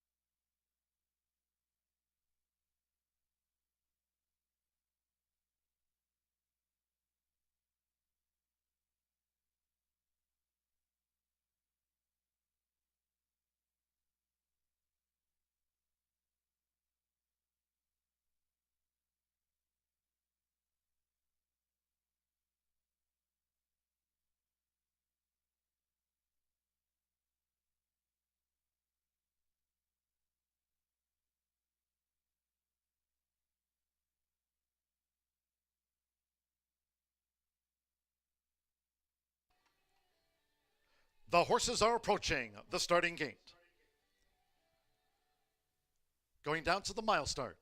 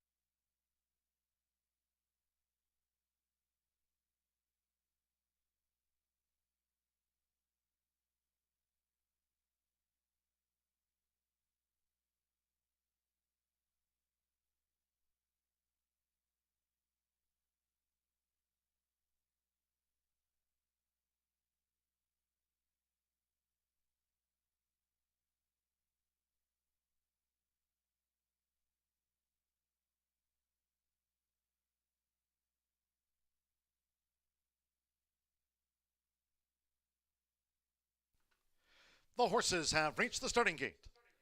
It is now post time. Loading at the mile, Joe Ramos with Accidental Hero.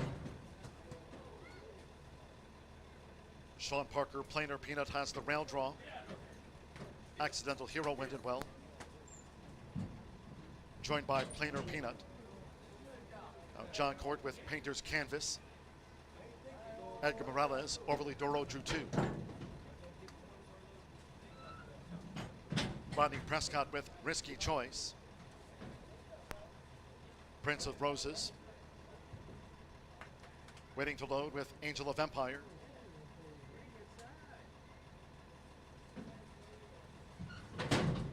Now Marcelino Pedroza Jr. with Angel of Empire. Loads the 9-5 favorite, 2-1, Prince of Roses. 5-2, Accidental Hero. And Gage Holmes with Prince of Roses. One of the 4 2-year-olds on debut at 1 mile. Sloppy track. 2-1 Prince of Roses and Angel of Empire. Joint favorites, they're in the gate. And they're off. Angel of Empire was a touch slow to go, and the newcomer Painter's Canvas drops back to last. Overly Doro broke sharp. Joined toward the inside by Plain or Peanut, who will take the shortest way around there. For Deshaun Parker, it's Plain or Peanut, who leans with just inside 7 furlongs to go. Plain or Peanut, 3/4 length to Overly Doro, with Risky Choice, third upon settling by 3.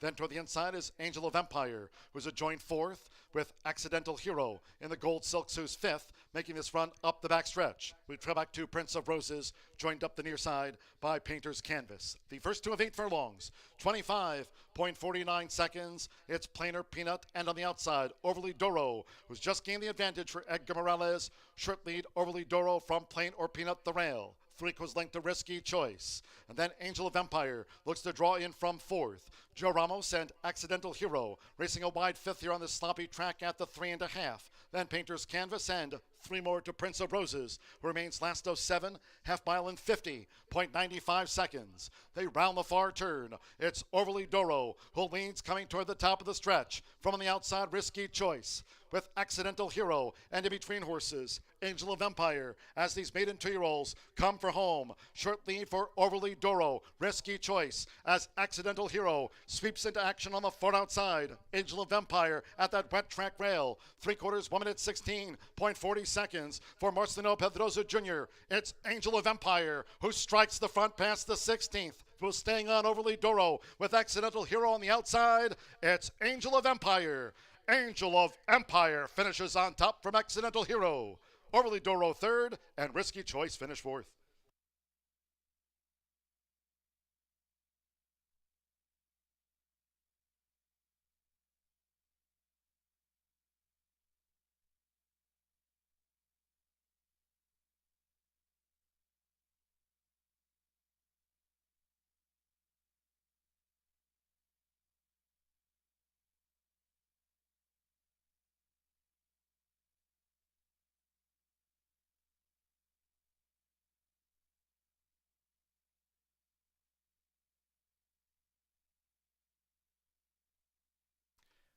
Eight, 4, 2, 3, and the 6 was 5th. 8, Angel of Empire. At 9-5 first. Number 4, Accidental Hero, 3-1 second. 2, Overly Doro, 6-1 third. 3, Risky Choice, 26-1 on the 4th 2-year-old. And Painter's Canvas, 5th on debut. 8, 4, 2, 3, 6 for the Grand High 5. Angel of Empire meets leading jockey, 3-time champion here at Horseshoe Indianapolis, Marcelino Pedroza Jr. for Brad Cox. Allball Family Stables LLC. Angel of Empire debuts. 9-5 favorite, takes out the mile. 141.40.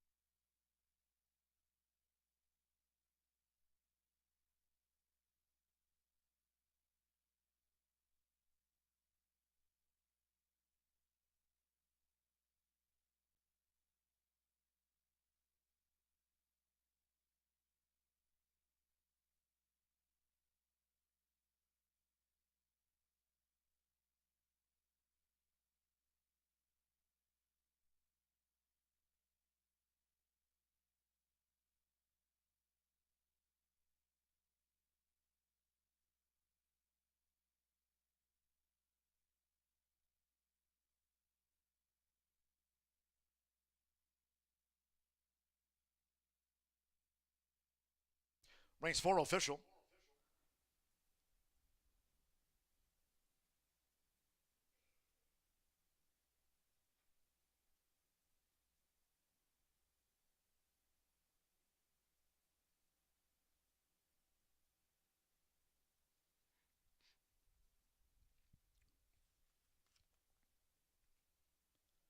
Returning to the winner's circle, the 8, Angel of Empire. The winning jockey was Marcelino Pedroza Jr. Angel of Empire is a 2-year-old being called by Classic Empire. Out of Armani's Angel by To Honor and Serve. This winner was bred in Pennsylvania by Forgotten Land Investment Incorporated and Black Diamond Equine Corp., his Pennsylvania breeders. Brad Cox trains for Albaugh Family Stables LLC. Dennis Albaugh. Horseshoe Indianapolis congratulates the winning connections. Debut win, Angel of Empire. Paid 9-5 favorite. Pentafecta $140.85. Exacta 8-4-1960. 50-cent trifecta 8-4-2-1480. 3-8 double 2020. $63.45. 50-cent early pick 4-4-4. 10-cent superfecta 8-4-2-3. $19.34. Pick 3 paid $43.45. And that maiden juvenile mile 5 and 7 were non-runners. Favorite first. 7 faced the starter, 141.40 sloppy. To the 5th we go. One of those taken off the Exmark Mowers turf course. Once again, all races on the main track. Main track sloppy, 1 mile, 70 yards, race 5. Scratch 4, Matthews 34. 5, Spring Channel. Scratch 6, Can Deliver. 9, Boone's Spirit. Scratch 11, Tequila Revolution. And 14, Buckeye Jimmy. 13, Gallahorn. Entered as a main track only runs. Gallahorn number 13 will run. Scratch 4, 5, 6, 9, number 11, and number 14 all have been scratched. Exacta, trifecta, superfecta, double pick 3. Maiden starts the 50-cent pick 5. Post time in 18 minutes. New off 4:25 post time. 4:25 now.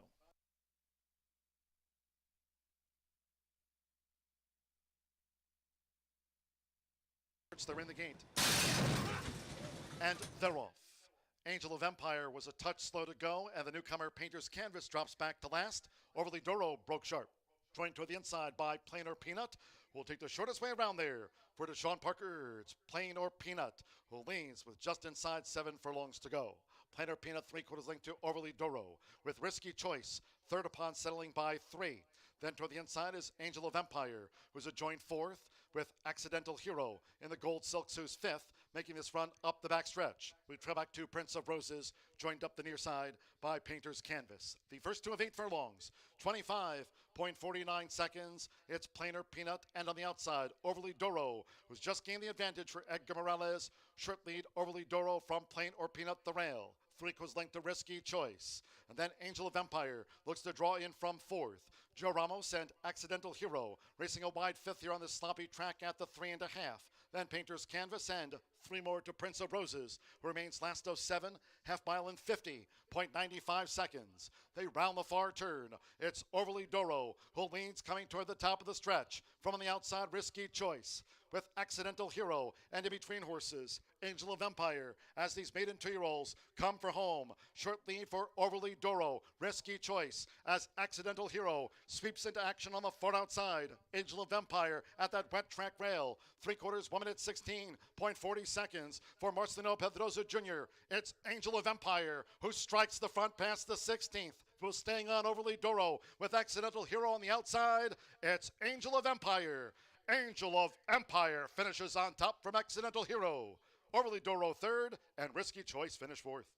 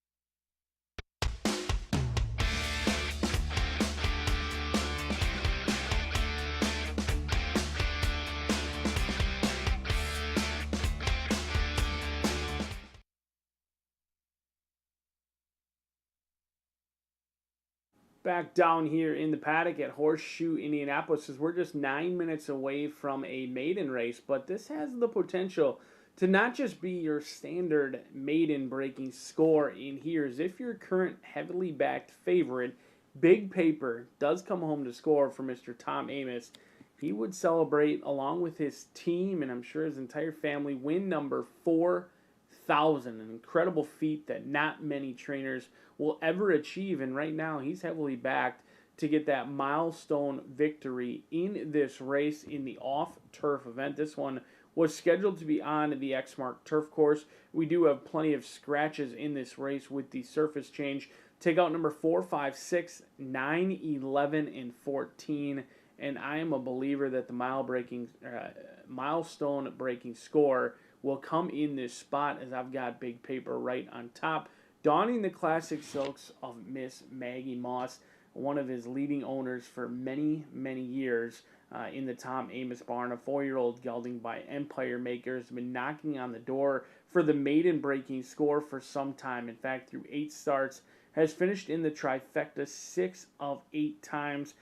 Ran very good last time out. I thought this was not a great trip that they received last time out. They've been the heavily backed favorite in the past and have yet to break through. So if you're looking for a single on the pick 5, this one could easily romp, or all of a sudden this pick 5 could pay balloons with a long shot price in here. But Big Paper, no stranger to taking money at the wagering windows, as this one's gone off favored 4 times in a row with 2 seconds, a third, and a fourth. I did think they deserved a better fate than they received last time out. Bet down to 4 to 5 that day. Had a little bit of a troubled trip. They were right in the pocket, never really got an opportunity to run. Edgar Morales had his hands and heels hitting the brakes throughout the backside in much of that turn, losing by 6 lengths that day. But they were flattered when Classic King, who actually beat them on July 20th, came back to absolutely crush a field yesterday, and it was like they knew, because Classic King was bet down to 3 to 5 and absolutely destroyed that field. So Big Paper probably ran even better than it would look last time out. Gets further class relief today, at least from a claiming perspective, and I do think Edgar Morales could be aboard win number 4,000 for Tom Amoss today. Currently, even money is strictly the one to beat, but maybe the one to bet will be right next door in the gate, and that is Ashwin's Orb. Raquelme gets the call in here for Southwest Racing Stables, and Gennaro Garcia 0 for 9, 2 seconds, and a third so far. I thought last time out they were closing pretty decently. This will be the second time they run into a sloppy track. The first time they were on a wet surface like they will be today was at Churchill Downs. Going 7 furlongs, did beat 6 horses home that day, but last time they were only beaten by a length behind Jack's Spring Break. Went off at 4 to 1. Ran sneaky good in here. We'll see if they can get the job done. They do have to make up some closing ground in here, which has been a tall task for many horses we've seen winning on the lead today. And then after that comes post position number 12, Jim and Jim. John Heron and Gage Holmes in here looking to team up. This is start number 13, looking to be the lucky one for Claiborne Moore Stables in here. 8 to 1 right now on post position number 12. They've tried a little bit of everything. They've tried some turf events. They've tried routing. In this spot, they'll go back to 1.70 miles, which is a distance that they've tried 4 times, have yet to hit the board, but many of those tries came against much tougher competition at the maiden special weight level. Gets further class relief in here today. Gets a 7-pound weight break for many of the others. Does need to make up about 2 lengths on Ashwin's Orb, but with the scratches, that should assist them in hopefully not getting a wide trip like they did last time out. We'll see if Jim and Jim can turn it into a win in here. But I'm going to try Tom Amoss on top with Big Paper currently on the board at even money, as we're just 4 minutes away from the off-turf pick 5, but still each and every day 11.99% takeout. It's paid hundreds and sometimes thousands, but you can't win it if you're not in it. Good luck.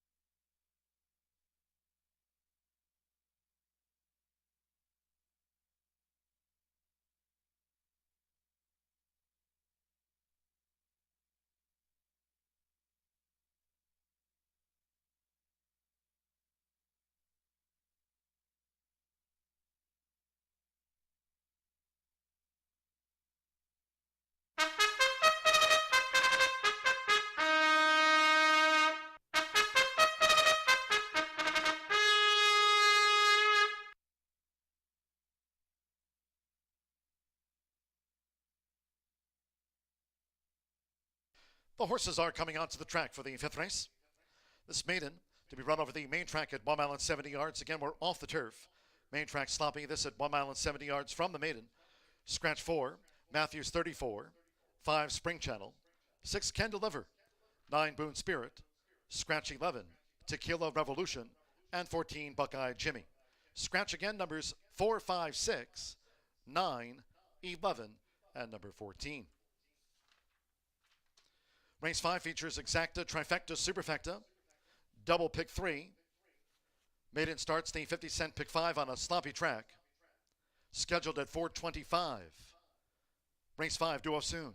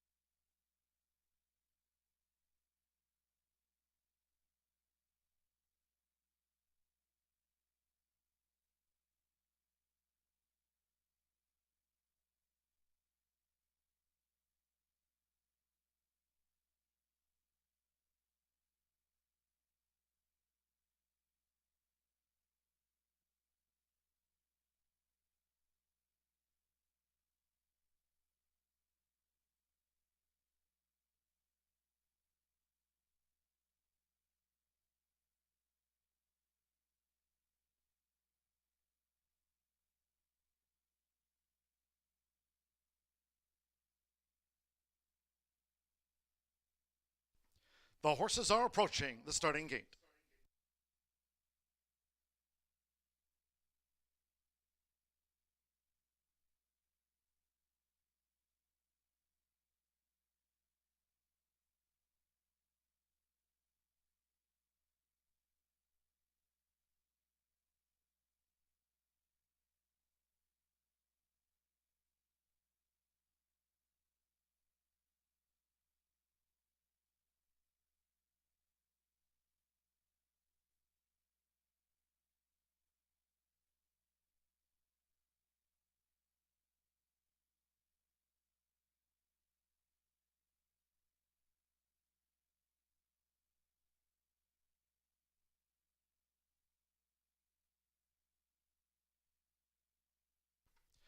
The horses have reached the starting gate.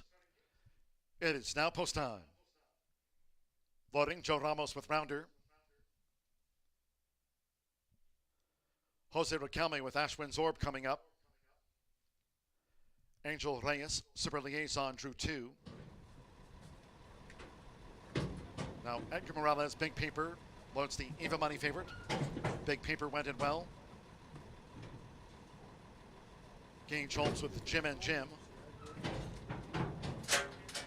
Outbound in the royal blue, Manny Escobar with the win on the card. Now Brian Rivera with Mr. Liberty in the black. Big Paper, even money favorite. 5-2 outbound, 5-1 Ashwin's Orb, 8-1 Jim and Jim. One more, Rodney Prescott with Gallahorn. Runs the main track only, sloppy here at Horseshoe Indianapolis. Big Paper, even money favorite.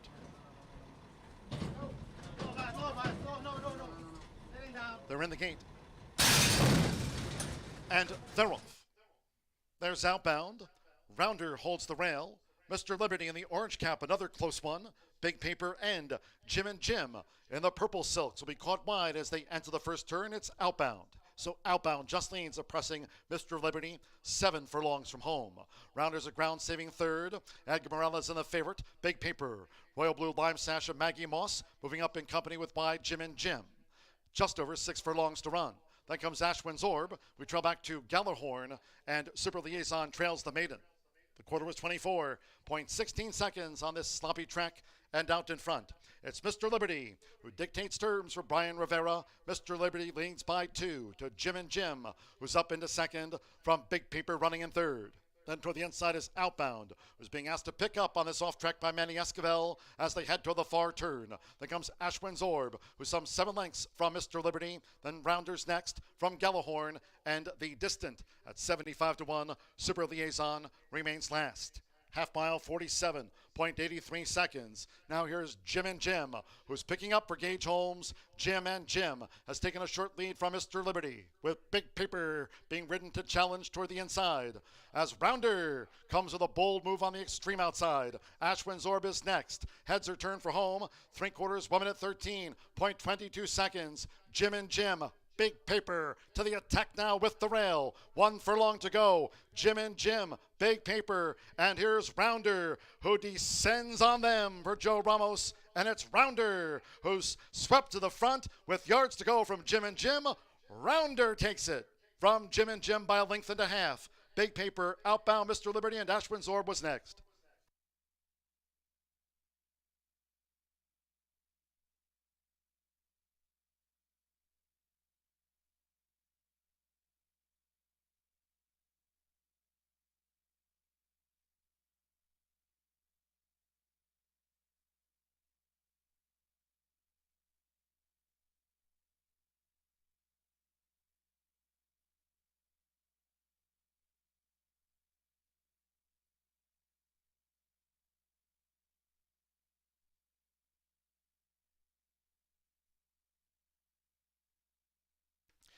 .112 and then a photo after the maiden.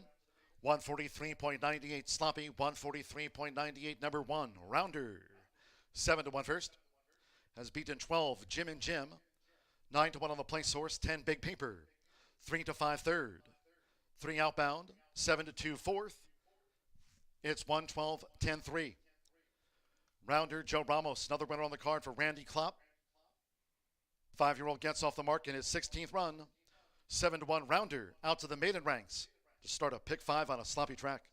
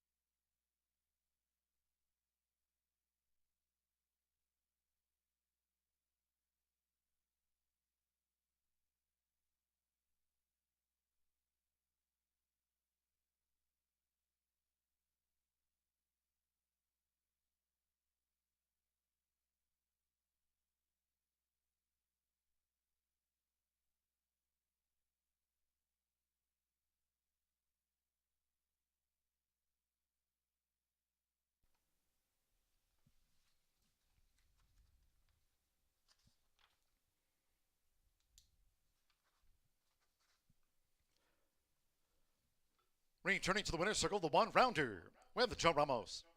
Rounder's a 5-year-old dark bay or brown gelding by Bodemeister. Out of the Victory Gallop mare, Swing It. Bred in Kentucky by Mr. and Mrs. Bain Welker Jr. Racing for Roger Species. Speece Stable LLC, a double on the card for Randy Klopp. Horseshoe Indianapolis congratulates the winning connections of Rounder. 7-1 winner in the maiden.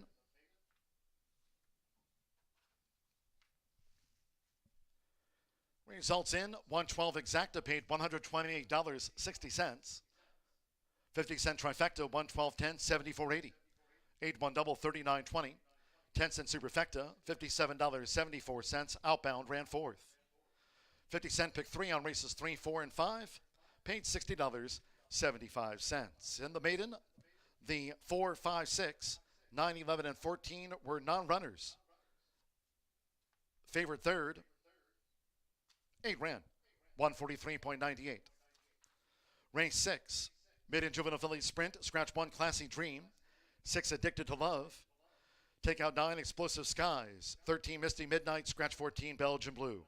Once again, scratch numbers 1, 6, 9, 13, and number 14. All have been scratched. No jockey changes, 8 Unbridled Talent, and 3 pounds to the program weight. The 8 is plus 3. Exacta, trifecta, superfecta, double pick 3. Start to the 50-cent late pick 4 with that maiden juvenile filly sprint. Sloppy track scheduled at 4:56. That's 21 minutes away. Here comes a race rewind of the maiden.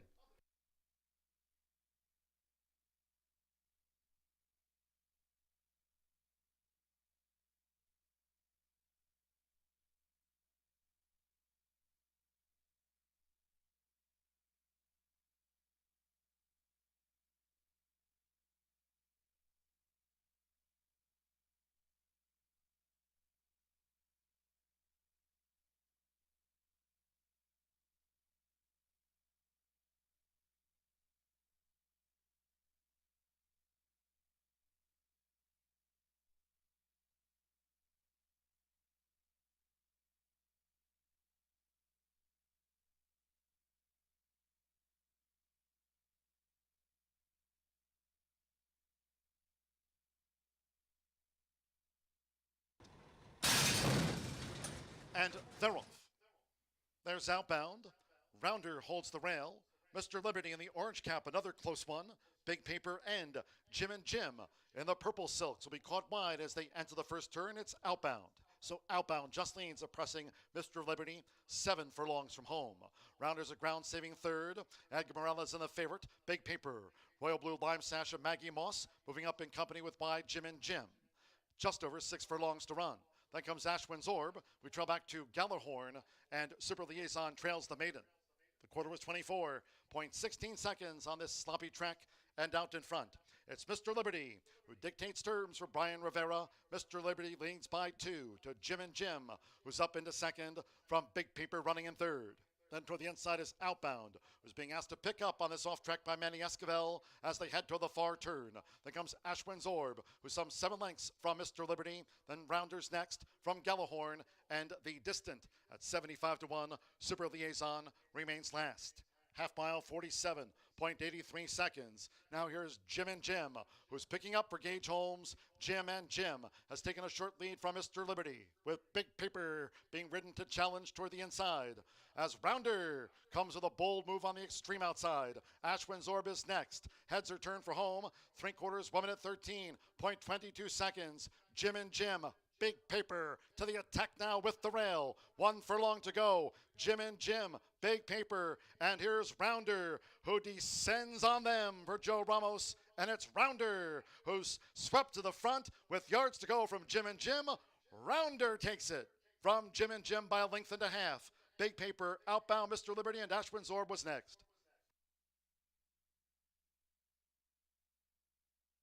There was a claim from that 5th race maiden. There were 2 claims for Big Paper. Big Paper claimed in a 2-way shake for $15,000. New owner Thirsty Acres Racing. Trainer Tiana Richardville claimed Big Paper ran third.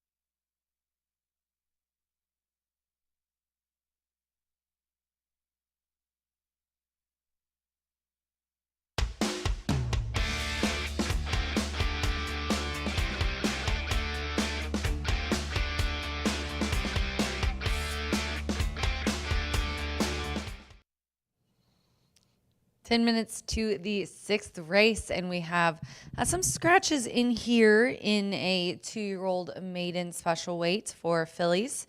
5 furlongs on the dirt. The 1 Classy Dream is out. The 6 Addicted to Love, 9 Explosive Skies, and the 13 and 14. Did kind of similar of what I did in the last 2-year-old maiden that worked out in my favor. So we're going to go here on top with Riley's Redemption, the 5. DP is aboard for Antonio Duran. Tony is the trainer, and his percents are pretty good for this meet. The Dam Ivana is 1 winner from 2 starters. This is a 2-year-old filly by The Factor. And he didn't really do much on and off track. However, the Dam, and that is Ivana that I just mentioned, she did win on the slop, and I think she had like a 3rd on the mud. So she showed a little bit of form on and off track. So that does usually transfer. I like how she's a little feisty in the paddock, kind of throwing her head, but she's not too antsy. She seems pretty calm but ready to go. Also, Deshaun, he's had a sneaky good last couple weeks. In the last 12 racing programs, he's had 8 of 12 in the money, 3 wins, 3 seconds, and 2/3. But Deshaun's, he's always awesome. But he, as of the last week, has been heating up a little bit. And then I'm going to go to the 3 Ease Magic. Not only is this a hunch play for Eric Ease Magic, but this also is my buddy Jay Oringer's horse. He's here. He's been here the last couple days. He owned Piedi Bianchi with Al Bianchi, who also is here. I got to meet him for the first time. Lucien Bianchi and Jordan Rubenstein. So very happy that the guys from New York, they're my New York guys. I love sitting down and talking to them. Welcome back to Indiana, everybody. Carlos Martin trains, Fernando de la Cruz aboard. The good sire Good Magic, 21% with first-time starters, and the Dam has 2 winners from 2 starters. Good Magic also did well on or off track when he ran, and the Dam won on the mud. So both sides, as it looks pretty cloudy in the paddock right now. I will wind things up with the 11 at 10-1 right now, and that is Americana Anna. Eddie Perez is aboard for Bob Gorham. This one, I like the work pattern. The gate work specifically going into this race is nice. And the sire's progeny is 16% on an off track. So they do pretty well. Just that's on the sire's progeny side.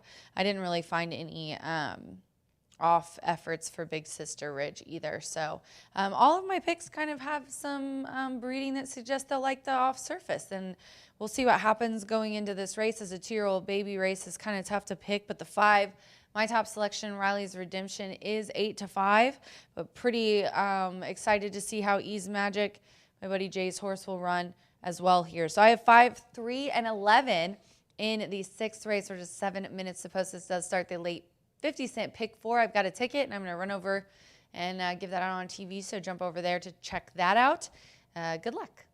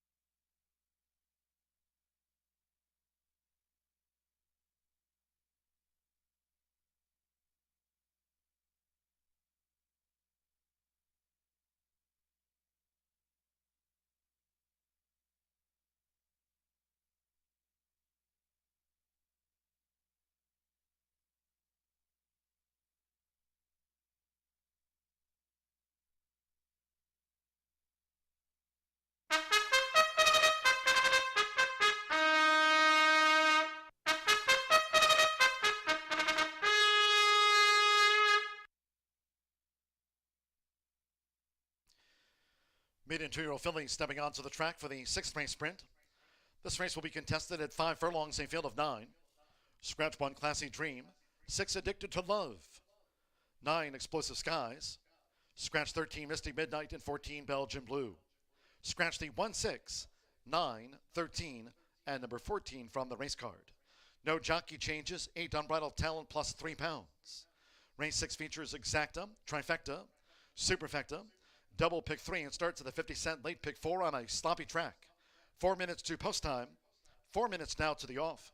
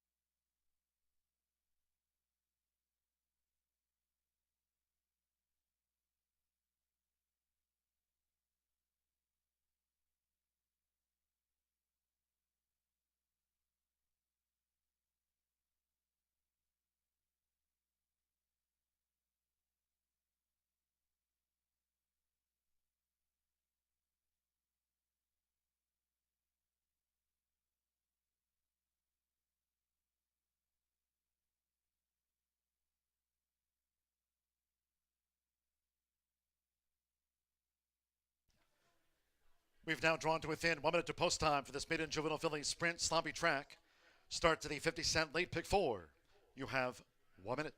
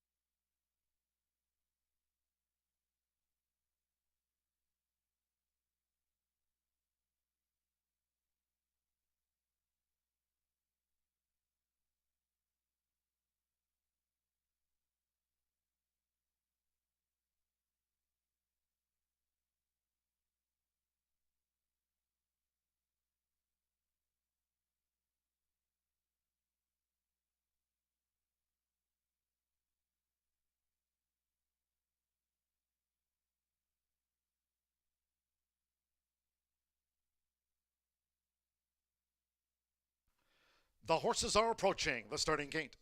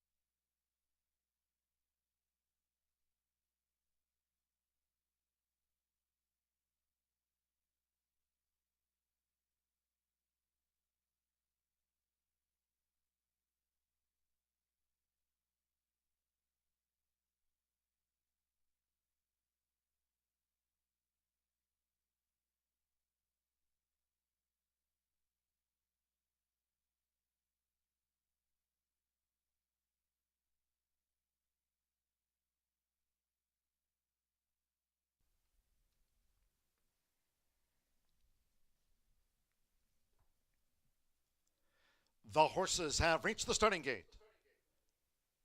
It is now post time. At 5 furlongs, they're going in. Gage Holmes with B flat out. Jose Riquelme, Always Blossom debuts. Fernando de la Cruz, Ease Magic went right in. Always Blossom has joined the line. Luis Reyes with Unbridled Talent. Michael Michel with Fair Folly. Now John Court chimes. Green White Diamond Belt. Sean Parker. Riley's Redemption, another newcomer. Sloppy Track. Two back. Eddie Perez with Americana Anna.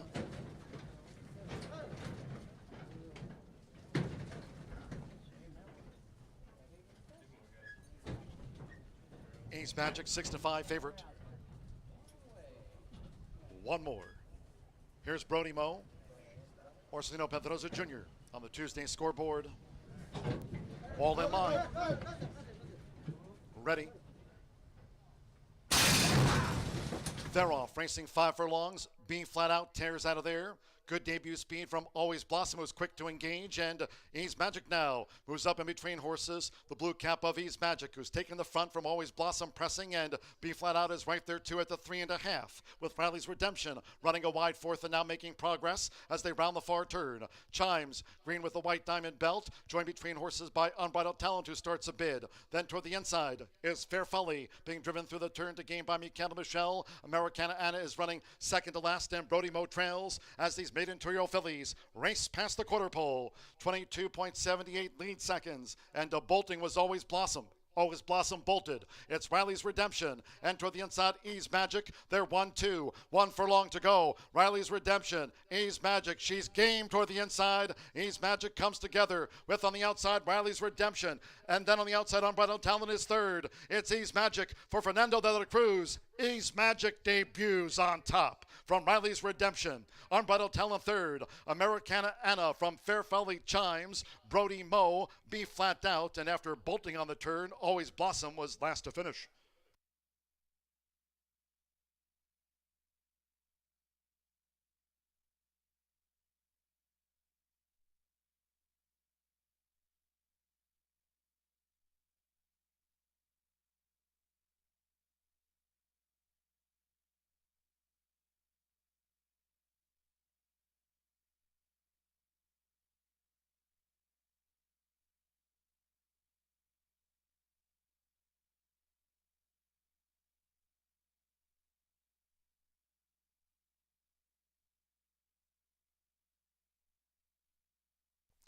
$3.58 and then a photo for fourth.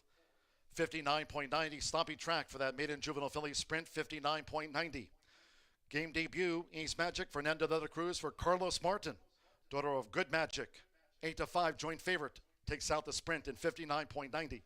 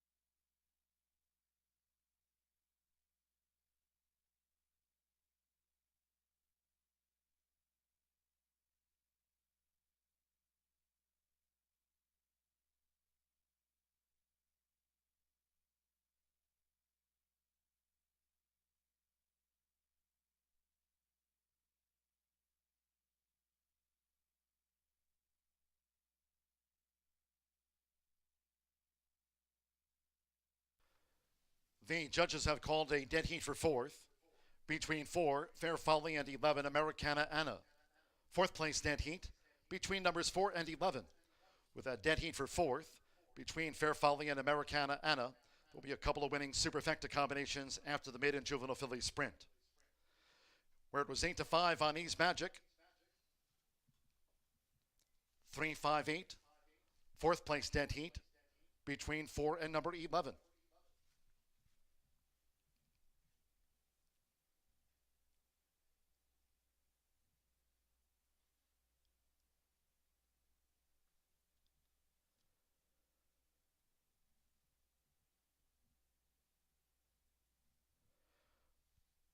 She was one of the 6 newcomers, Ease Magic. The winning rider, Fernando de la Cruz. Number 3, Ease Magic, 2-year-old Bay Filly by Good Magic. Out of Alice Miz by Yes Is True. Bred in Indiana by Dennis Farkas, her Indiana breeder. Carlos Martin trains for Jay Oringer and Al Bianchi Racing LLC. Horseshoe Indianapolis congratulates the winning connections of Ease Magic. Debut win, 59.90. It's official. 50-cent pick 3 paid $67.55. The 3-5 exacta, $15.80. 50-cent trifecta, 3-5-8, $31.95. 1-3 double paid $55.20. Again, there was a dead heat between 4, Fair Folly, and 11, Americana Anna for fourth. Couple winning superfecta pays. 10-cent superfecta, 3-5-8, 11. Paid $11.85. 10-cent superfecta, 3-5-8-4. There it is. That 10-cent super, $30.13. Dead heat fourth between the 4 and number 11. In the 7th race off the turf, 1 mile 70 yards main track, scratch 3 Unbridled Victor, 5 Rockin' Justice, 7 Mai Tai's Gem. Take out the $8 million red and scratch 10 Rocket Docket. Scratch numbers 3, 5, 7, 8, and the 10. No jockey changes. 1 load 'em up Justice, 2 pounds over. Make the weight 117. The 1 is +2. Race 7 of our 9 today, exacta, trifecta, superfecta. 10-cent pentafecta bets, double, final pick 3 on a 9-race card. Post time for the 7th race, scheduled in 19 minutes from now at 5:26 post time.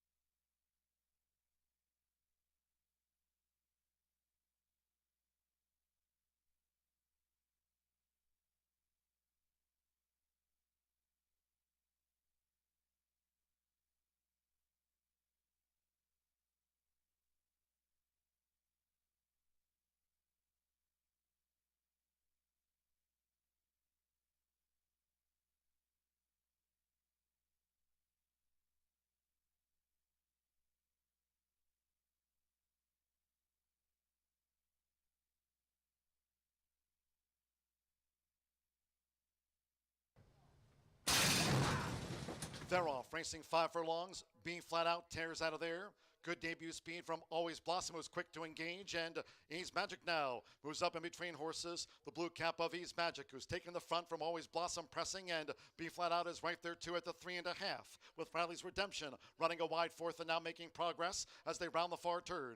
Chimes, green with the white diamond belt, joined between horses by Unbridled Talent, who starts a bid. Then toward the inside is Fair Folly, being driven through the turn to gain by Michaela Michelle. Americana Anna is running second to last, and Brody Mo trails as these maiden two-year fillies race past the quarter pole. 22.78 lead seconds, and bolting was Always Blossom. Always Blossom bolted. It's Riley's Redemption. And toward the inside, Ease Magic. They're 1-2. 1 furlong to go. Riley's Redemption. Ease Magic. She's game toward the inside. Ease Magic comes together with on the outside Riley's Redemption. And then on the outside, Unbridled Talent is third. It's Ease Magic for Fernando de la Cruz. Ease Magic debuts on top from Riley's Redemption. Unbridled Talent third. Americana Anna from Fair Folly Chimes. Brody Mo, B flat out. And after bolting on the turn, Always Blossom was last to finish.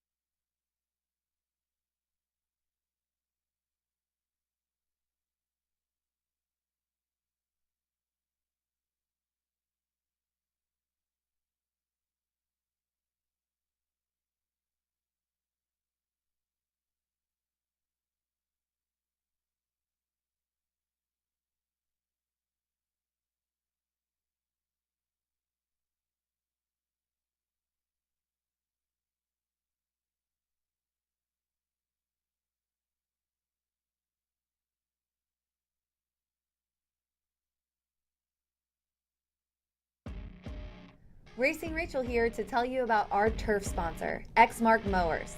They offer amazing discounts for horsemen, and they are designed and engineered with over 35 years of innovation to keep Exmark mowers on the leading edge of cutting. I recently bought an Exmark mower, and it is the most comfortable and best cutting mower we have ever owned. Exmark, engineered by us, trusted by them, ready to work for you. Dedicated equine discounts and active equine participants save by calling 877-905-0004.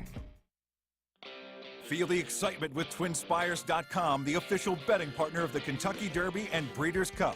With TwinSpires.com, place legal wagers and watch live horse racing wherever you are on any device. Sign up, play, and win today. New players use promo code FREE100 on sign up to start your $100 bonus. With TwinSpires.com, you can bet on horse racing.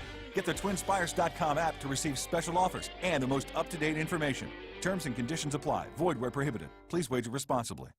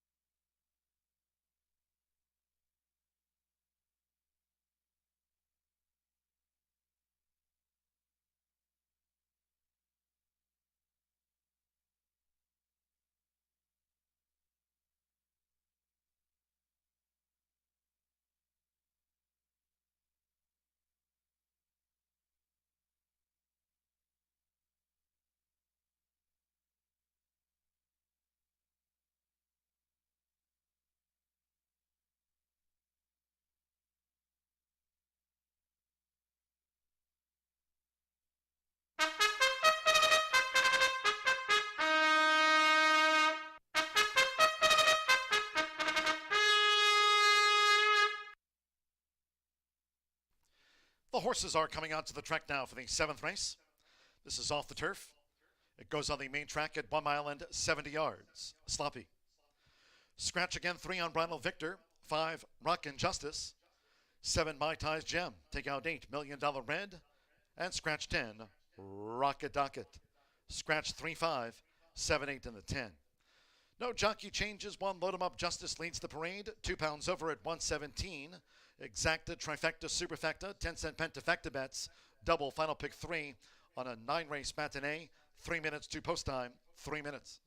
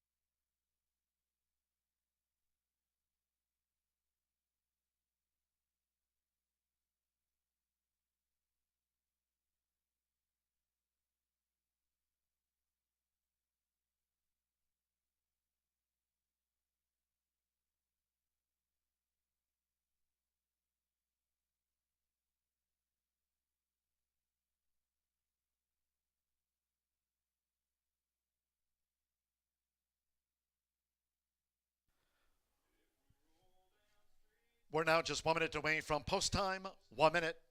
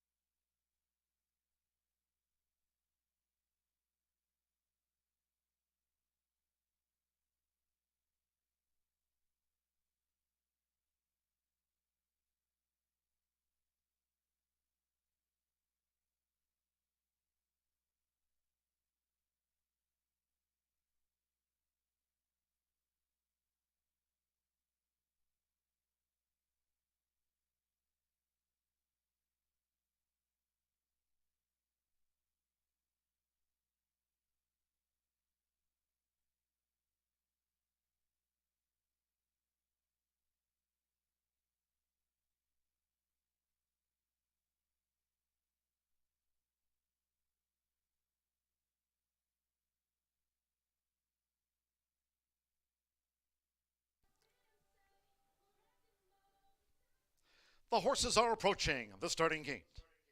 Going down to the 1 mile 70-yard start for race 7.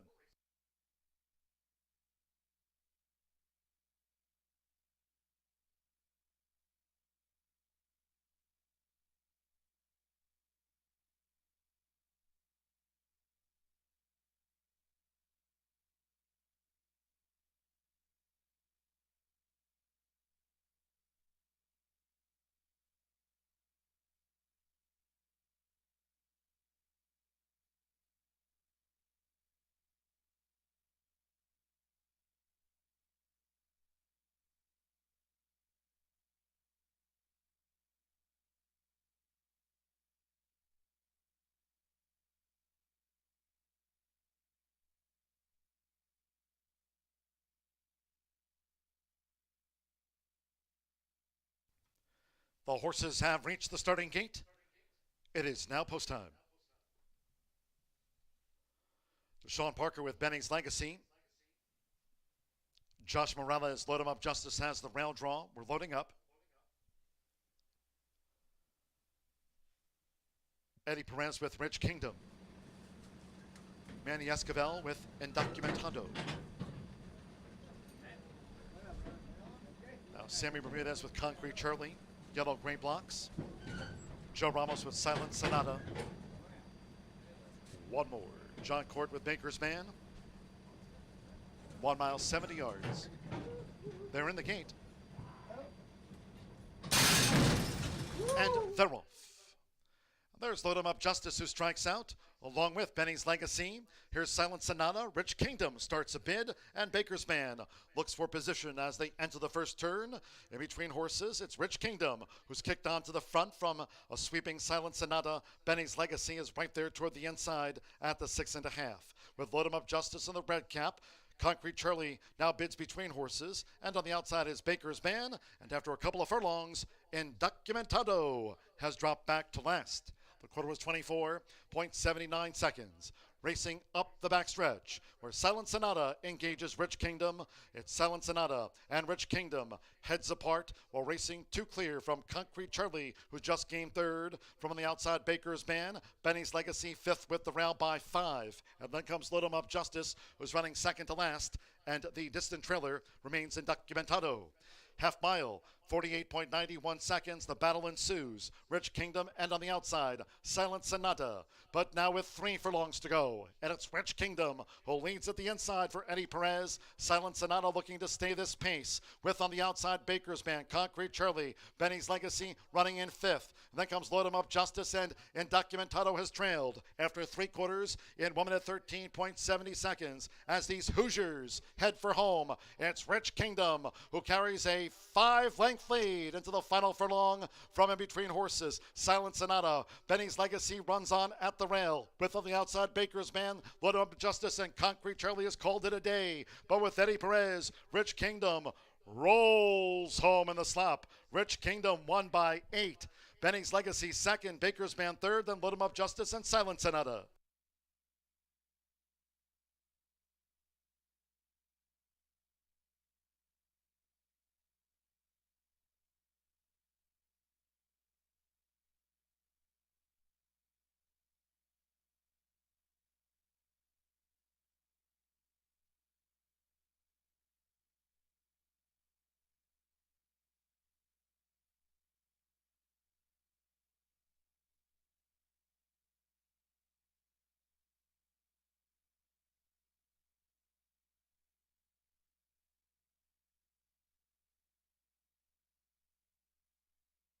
Nine, 6, 12, 1, and the 11 for the Pentafecta. Number 9, Rich Kingdom at 5-2 was first. 6, Benny's Legacy, 3-1 on the place horse, 12, Baker's Man. 11-1 third, 1, Load 'em Up Justice, 5-2 fourth, and Silent Sonata for the Grand High 5. 143.47 sloppy track. It's Eddie Perez here for Donna Riley. Rich Kingdom, 5-2 co-favorite.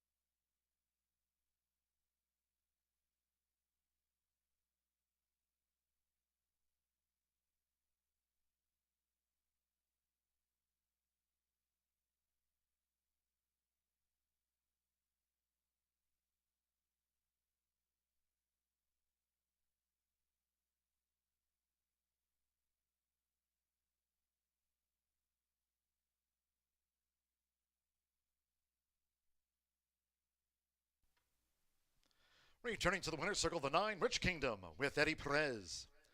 Rich Kingdom is a 5-year-old mate gelding by Sky Kingdom.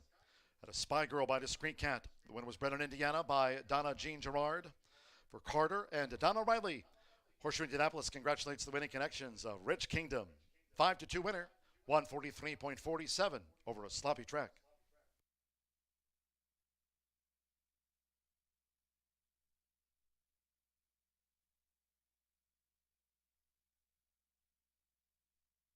Result official. Pentafecta paid $219 and change. Silent Sonata ran 5th. Pick 3, $71.25. 9-6 exacta, 30-40. 50-cent trifecta paid $59.60. 3-9 double, $27.40. And the 10-cent superfecta, $50.41. Load 'em up Justice ran 4th. In today's 8th race, from the maiden sprint, scratch the 2, Anjouet. Scratch the 2, Anjouet. Exacta trifecta superfecta, 10-cent pentafecta. Final double of the day on a sloppy track. Post time 5:55.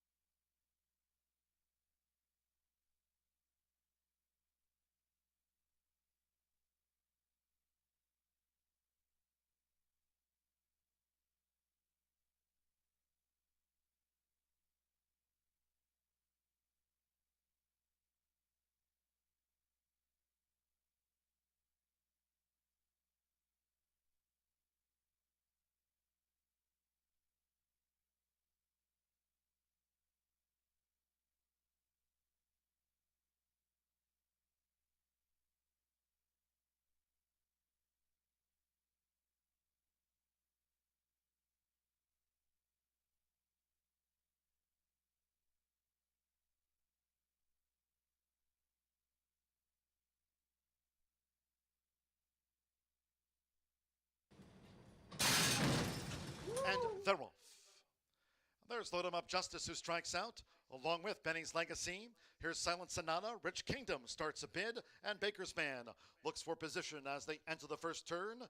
In between horses, it's Rich Kingdom, who's kicked on to the front from a sweeping Silent Sonata. Benny's Legacy is right there toward the inside at the 6.5. With Load 'em Up Justice in the red cap, Concrete Charlie now bids between horses, and on the outside is Baker's Man, and after a couple of furlongs, Indocumentado has dropped back to last. The quarter was 24.79 seconds. Racing up the backstretch, where Silent Sonata engages Rich Kingdom.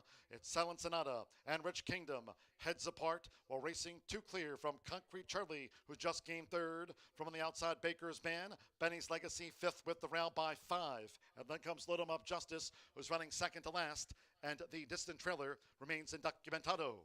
Half mile, 48.91 seconds. The battle ensues. Rich Kingdom, and on the outside, Silent Sonata. But now with 3 furlongs to go, and it's Rich Kingdom who leads at the inside for Eddie Perez. Silent Sonata looking to stay this pace. With on the outside, Baker's Man, Concrete Charlie, Benny's Legacy running in 5th. And then comes Load 'em Up Justice, and Indocumentado has trailed after 3 quarters in 1 minute 13.70 seconds as these Hoosiers head for home. It's Rich Kingdom who carries a 5-length lead into the final furlong from in between horses. Silent Sonata, Benny's Legacy runs on at the rail. With on the outside, Baker's Man, Load 'em Up Justice, and Concrete Charlie has called it a day. But with Eddie Perez, Rich Kingdom rolls home in the slop. Rich Kingdom won by 8.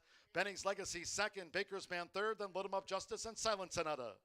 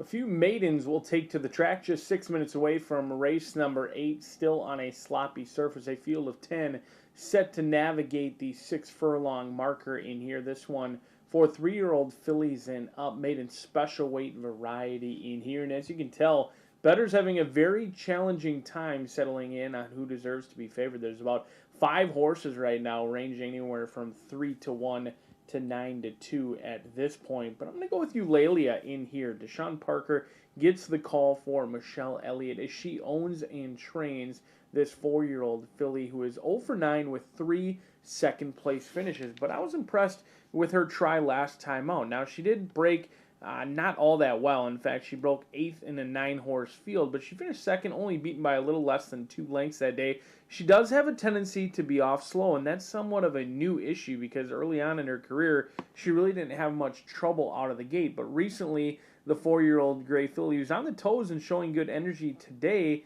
has been a little bit slow out of the gate. I'm hopeful that a Hall of Fame rider like Deshaun Parker can get her alertly away. And if she's able to stay a little bit closer early on, then I think we can finish with plenty of run. But with the way the track's played so far, you haven't necessarily wanted to come from well off the pace. So that will be a problem if Eulalia does continue with her gait issues. But she does have experience on a sloppy main track where she finished second, just 2 back on May 26th. She wasn't off slow that day. Just kind of was able to settle or allowed to settle into stride that day. Didn't have significant issues, but just was slow into stride that day. But she finished very well, and I thought she galloped out well. So I certainly expect her to handle the surface today, which is a question for many of these other ones in here that are trying it for the first time. And speaking of trying a wet surface for the first time, right next door in the gate is going to be number 8, Fair Express. This one 4-1, an overlay, but certainly hasn't been an overlay in the past. This is a horse who's been bet down to favoritism each and every start. They'll stay at the same class level. Looks like the bettors have jumped off, so it may be time for you to jump on because whether it was the connections, the barn money, whatnot, the word was out for Fair Express because through her 3 races, she's faced a total of 29 other horses in each and every time she was bet down to favoritism. Now they're jumping off. Maybe it's time for you to jump on. That may have been the case of right horse, wrong race, because she certainly has a win early pedigree being out by Unbridled Express out of Banbury Fair. You would think that she is projected to win early, and the trainer Aaron West does a very nice job with lightly raced and young horses. That's the case with Fair Express. And first 2 starts, she finished second. Last time out, I personally thought she sat in a dream spot and really had no excuse not to make up ground. We'll see if she can run to the wagering the last couple of times with Fair Express, the homebred for Mr. Paul King. Down on the inside in the rail is the overlay play for me. Santiva Diva gets Shorty Perez aboard in here for Tracy Wisner. She owns, trains, and bred this 3-year-old filly by Santiva, who's lightly raced, still continuing to improve. She does have some early giddy-up. Now, that's something that we haven't really talked about through the first 2 selections, is early pace. And on a day like today, you want to be on the front and on the lead. They also draw the rail, which is not a concern when you do have the speed that Santiva Diva has shown in the past. The mud is certainly a question mark, but you know what? She's not feeling any kickback or any mud in her face if she is on the lead. We'll see if Perez can lead them clean and cap to boot from gate to wire in here. That last half furlong could get a little bit pesky as it has in the past for Santiva Diva, but I'm going to try and get Eulalia home a winner. Bet a gray on a rainy day. It's one thing my grandma always said, but she never cashed. We'll see if that can change today. Good luck.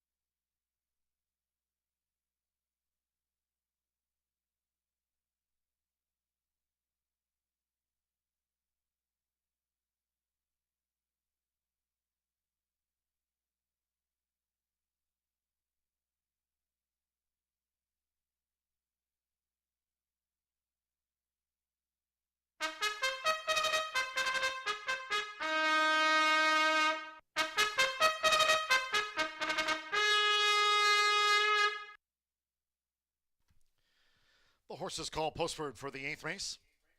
This maiden sprint over the 6 furlongs. Scratch the 2 Manjaway. Scratch the 2. A field of 10 exacta, trifecta, superfecta, 10-cent pentafecta bets. Start of our final double. Now the 9th race is off the turf. Nightcap goes on the main track at Baum Island, 70 yards. From the 9th, Scratch, 1 Urban Fairy Tale, 2 Katie Milady, 3 Vespa, 4 Knees and Hips. Take out 6 Caroline Story, 7 Elke du Jaguarate, Scratch 8 Henrietta Hupman, 10 Discreet Kitty, Scratch 11 Almadrina, and 13 Guana K. 9th race, scratch the 1, 2, 3, 4, 6, 7, 8 Henrietta Tupham, scratch 10, 11, and number 13 Guana Key. Sloppy track, and this maiden sprint due at 5:55.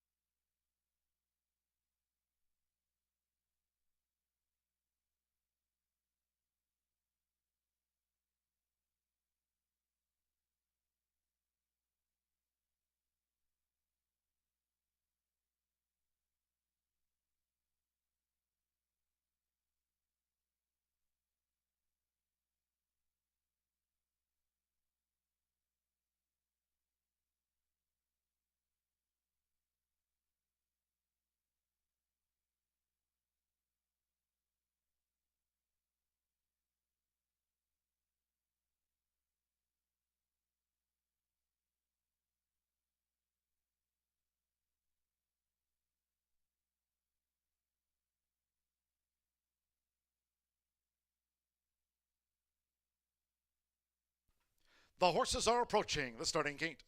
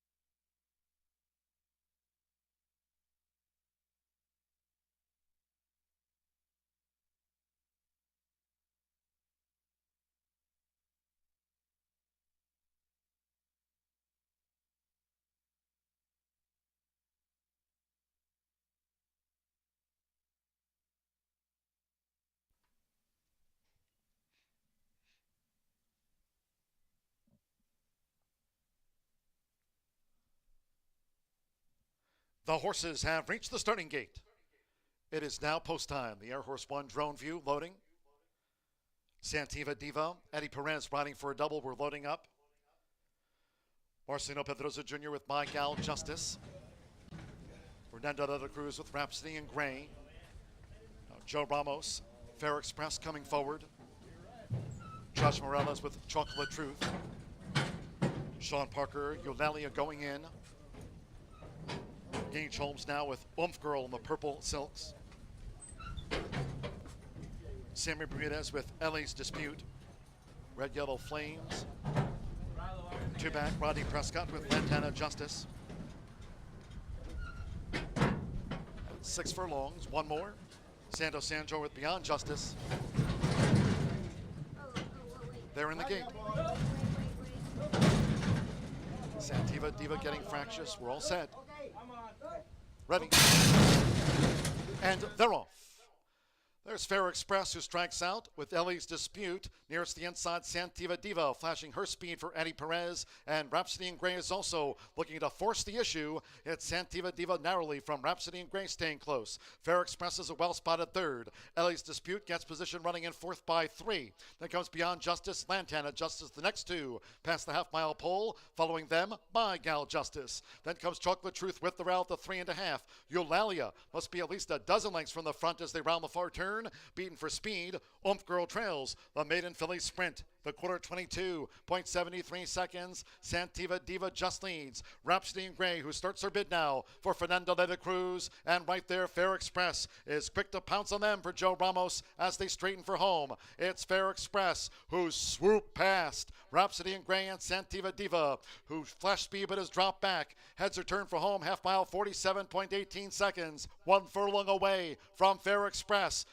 Trying to stay on is Rhapsody in Gray, second, and gamely Eulalia with a late bid toward the rail with Lantana Justice, but close to home it is Fair Express, and Fair Express was second to none. Eulalia on the wire might have just edged out Lantana Justice for second. Rhapsody in Gray fourth, and My Gal Justice, Oomph Girl, and Beyond Justice was after that.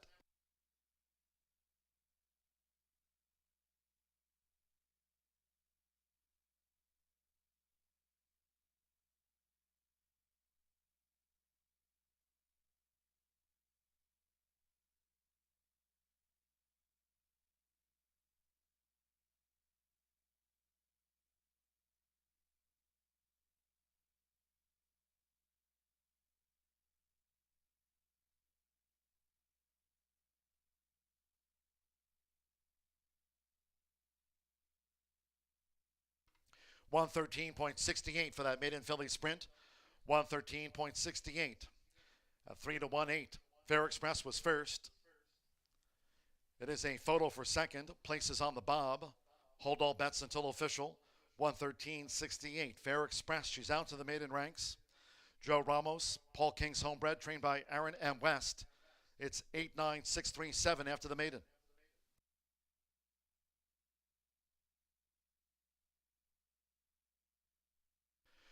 Note the judges posted number 9, Eulalia. 5-2 favorite was the place horse. 6, Lantana Justice, 10-1 third. 3, Rhapsody in Gray, 5-1 on the fourth. And My Gal Justice for the Grand High 5 bets, 8-9-6-3-7.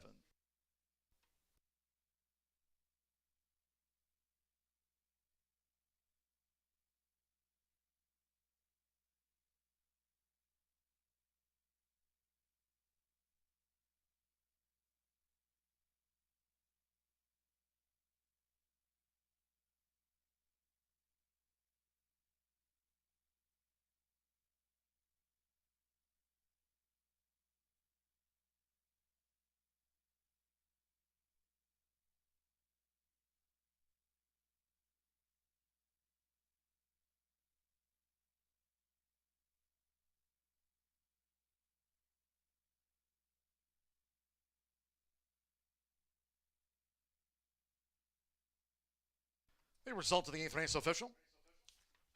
Returning to the winner's circle, the 8 Fair Express with Joe Ramos. Winners the 3-year-old Duck Bear Brown Finley by Unbridled Express.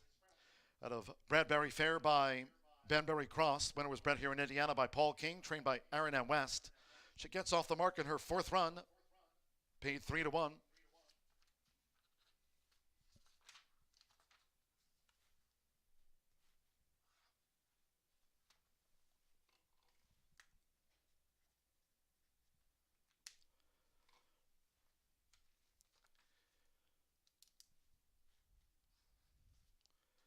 8-9 exacta, 31.20. 10-cent pentafecta returned $173.49. Pick 3, 35.50. 50-cent trifecta, 89640, 160, 98 for a double, 28.16. 10-cent superfecta, returned $64.53. Rhapsody in Gray ran fourth. Straight Fire 6 tickets paid $2,228.26. Tomorrow's Straight Fire 6 jackpot, $118,292. Ninth and final off the turf. Feature of the day at 1 mile and 70 yards. Scratch 1 Urban Fairy Tale, 2 Katie Milady, scratch 3 Vespa. 4 Knees and Hips, take out 6 Caroline Story, scratch 7 Elke du Jaguarte, and 8 Henrietta Tupham. Scratch 10 Discreet Kitty, 11 Almadrina, and scratch number 13 Guanaki. No show, no trifecta, no superfecta, no pentafecta. Win place, exacta bets. It'll be run on the main track at 1 mile and 70 yards. 63 caliber. The Gunrunner filly opens at 1-9. It's off at 6:24.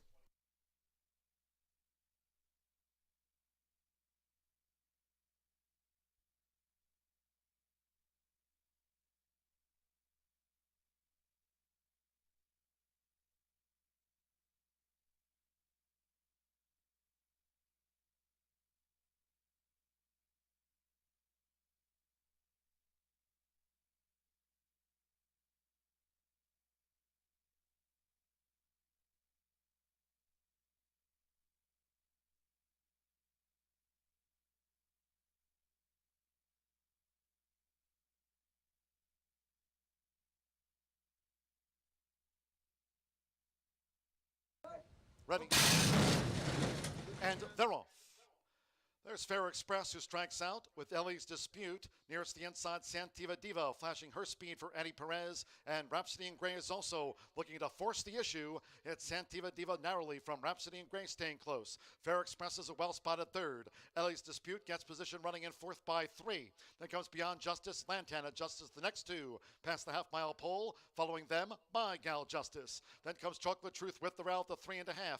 Eulalia must be at least a dozen lengths from the front as they round the far turn. Beaten for speed, Oomph Girl trails the maiden filly sprint. The quarter 22.73 seconds. Santiva Diva just leads. Rhapsody in Gray, who starts her bid now for Fernando de la Cruz. And right there, Fair Express is quick to pounce on them for Joe Ramos as they straighten for home. It's Fair Express who swooped past Rhapsody in Gray and Santiva Diva, who flash speed but has dropped back. Heads her turn for home, half mile, 47.18 seconds. 1 furlong away from Fair Express.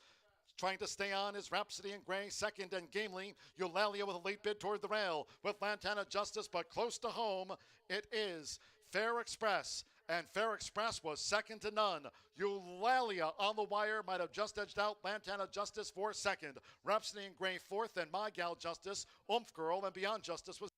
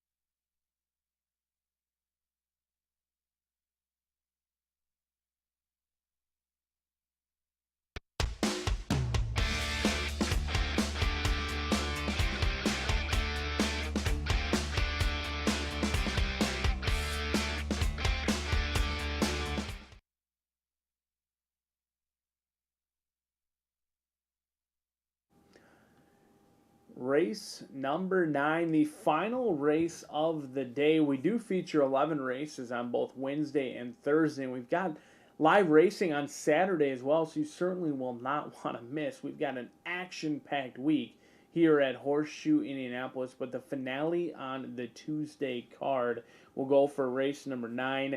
A plethora of scratches, almost easier to tell you who's still in the race versus who's out of the race. 4 runners will contest the $40,000 purse in here, 5, 9, 12, and 14. And the messenger must have forgot to let me know that they're all running for second, because right now they're betting 63 caliber like she simply cannot lose. And I thought there were some others, despite only a 4-horse field, that you could take a look at. I did not expect to see anywhere near 1 to 9 or 1 to 5, but that often happens when you put a gun runner filly teamed up with my racehorse in here, and that is why the bettors have flown, and they come in flocks when you team up with my racehorse. We'll see if they get their return on investment in here with 63 caliber. But I happen to fancy All Luck. This is another expensive purchase. A $220,000 purchase at the Keeneland sale. The 3-year-old filly by Quality Road is bred to absolutely love the wet surface. You don't see Tomlinson figures towering over that 400 mark very frequently. 422, one of the higher Tomlinsons that I've seen, whether it's on the turf, distance, or wet. You don't see them over 400 often, and that's the case in here for All Luck, owned by Klein Racing, trained by Brad Cox, deserving of a forgiveness factor in here last time out. They went at Churchill Downs. It was only a 4-horse field, and really never, I don't know if she lost a shoe or what happened. It's hard to speculate, but it was vanned off. We've seen numerous times today when a horse gets vanned off, they come back live. We saw it earlier at Colonial in a $150,000 stakes race. Horse was vanned off, came back to win today at 13-1. That obviously won't be the case with the trainee of Brad Cox in here, but you do get our leading rider in Marcelino Pedroza aboard. And if you can draw a line through that last race at Churchill Downs,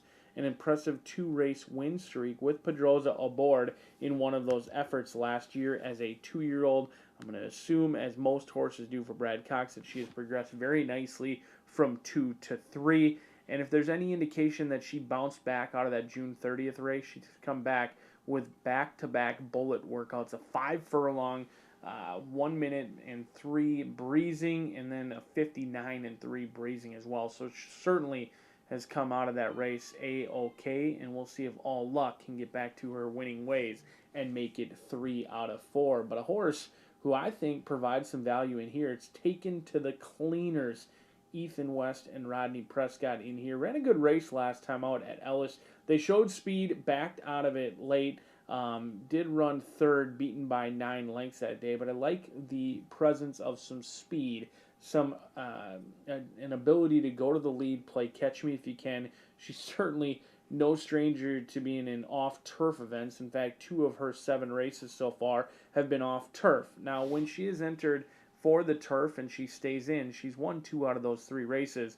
And amazingly, 2 of her career victories have come by a combined 27 lengths. She won an off-turf event here last year in October by 19 lengths, and she also won her debut on a muddy racetrack and an off-turf event by 9 lengths as well, with Rodney Prescott aboard. So certainly some value on one of the field's longer shots on the board.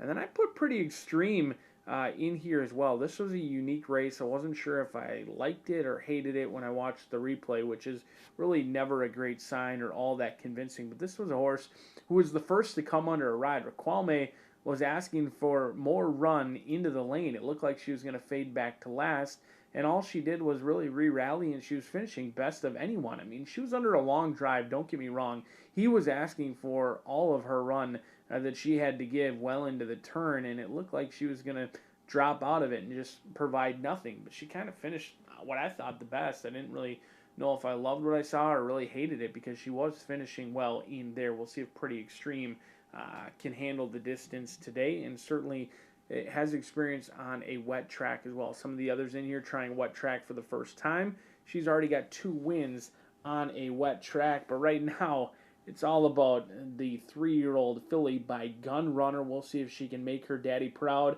We'll see if she can pay some bills for the fans of my racehorse, a 63 caliber, being bet heavily, but will it be rewarding? John G. Dooley is going to tell us 4 minutes from now. See y'all tomorrow.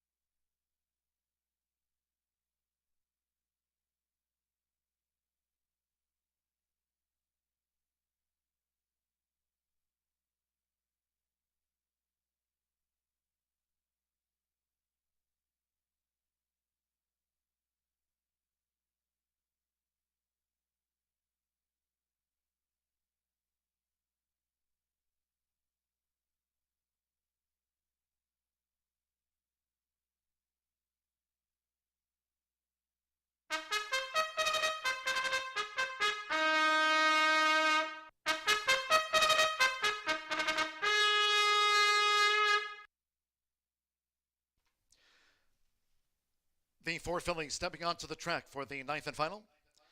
Those are fillies feature of the day at 1 mile and 70 yards. 4 run. Scratch 1 Urban Fairy Tale, 2 Kitty Milady.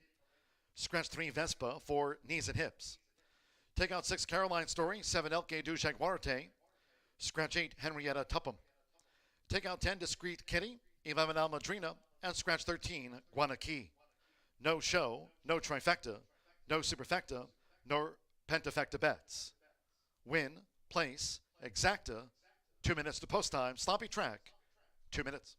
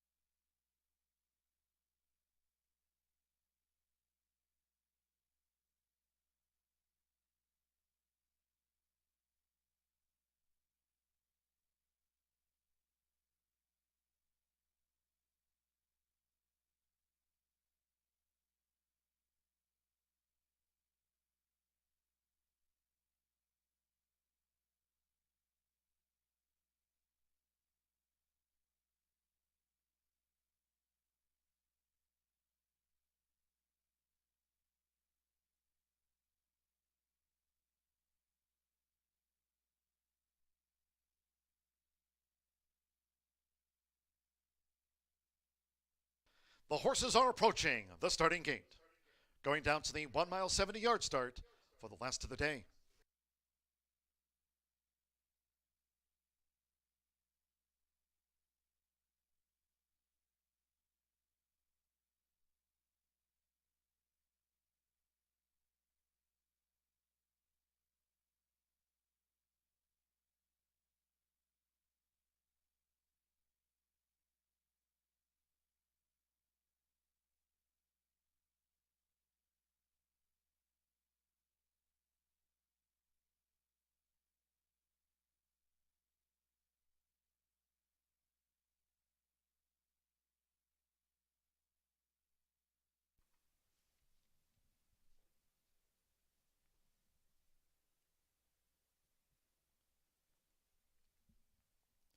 The horses have reached the starting gate.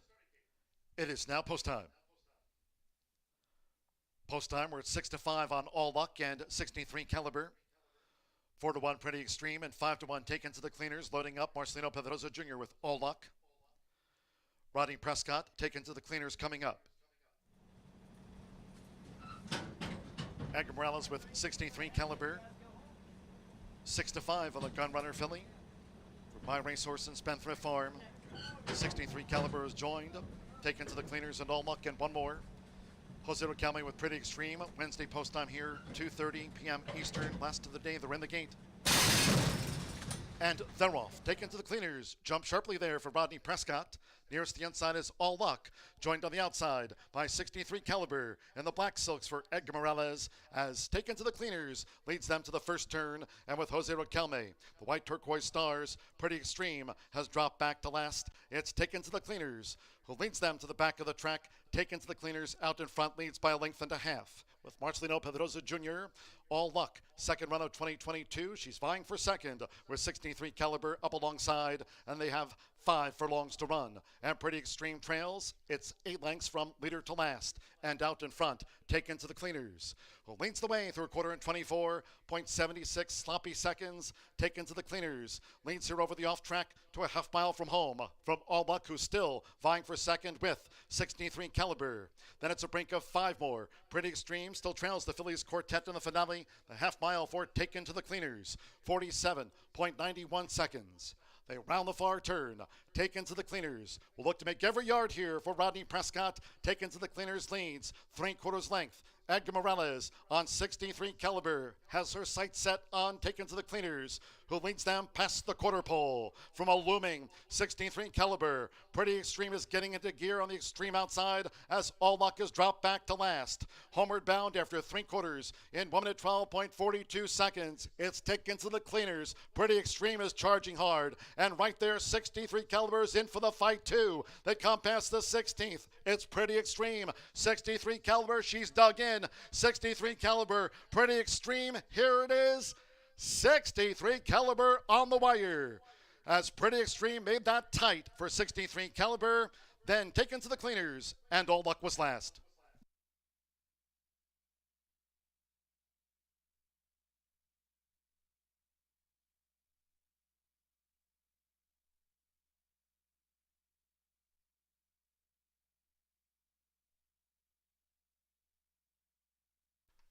.142.62. It is a photo finish to the Phillies feature finale. Win photograph, hold all bets.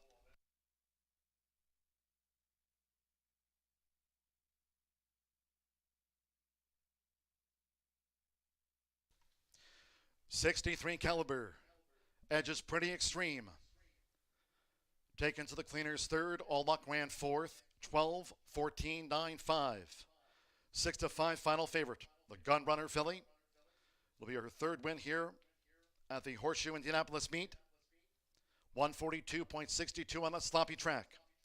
Edgar Morales for My Racehorse and Spendthrift Farm. Trainer Tom Amos now 1 win away from 4,000 career wins after 63 Caliber takes out the Phillies feature at Horseshoe Indianapolis.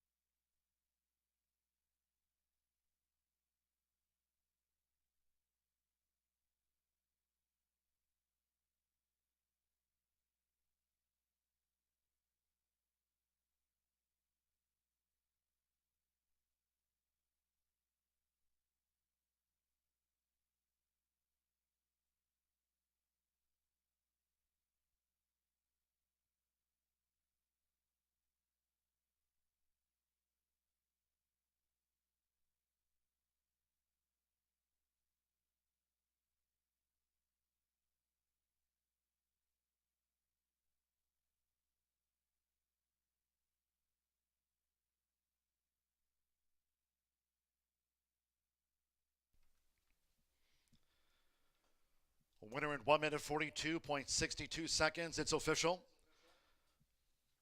On a track label sloppy all day here at Horseshoe Indianapolis. Final favorite home. Now a 3-time meet winner. 63 caliber, the gun runner filly. Gets the Cody photo. Returning to the winner's circle, number 12, 63 caliber with Edgar Morales. She's a 3-year-old bay filly by Gunrunner.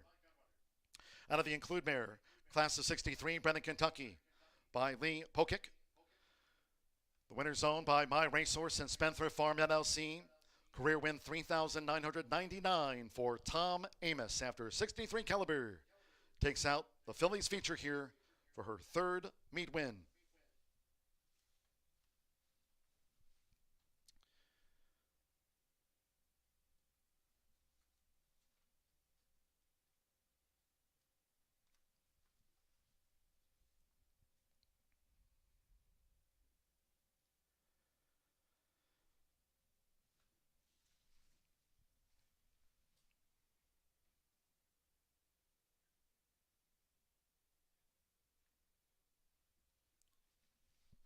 Final results and prices after that fillies feature.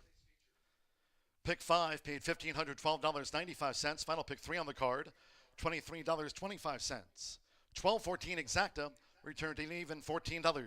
8-12 double, $20.80. 50-cent lead pick 4, 4-4, $88.60. 4 ran, favorite was first.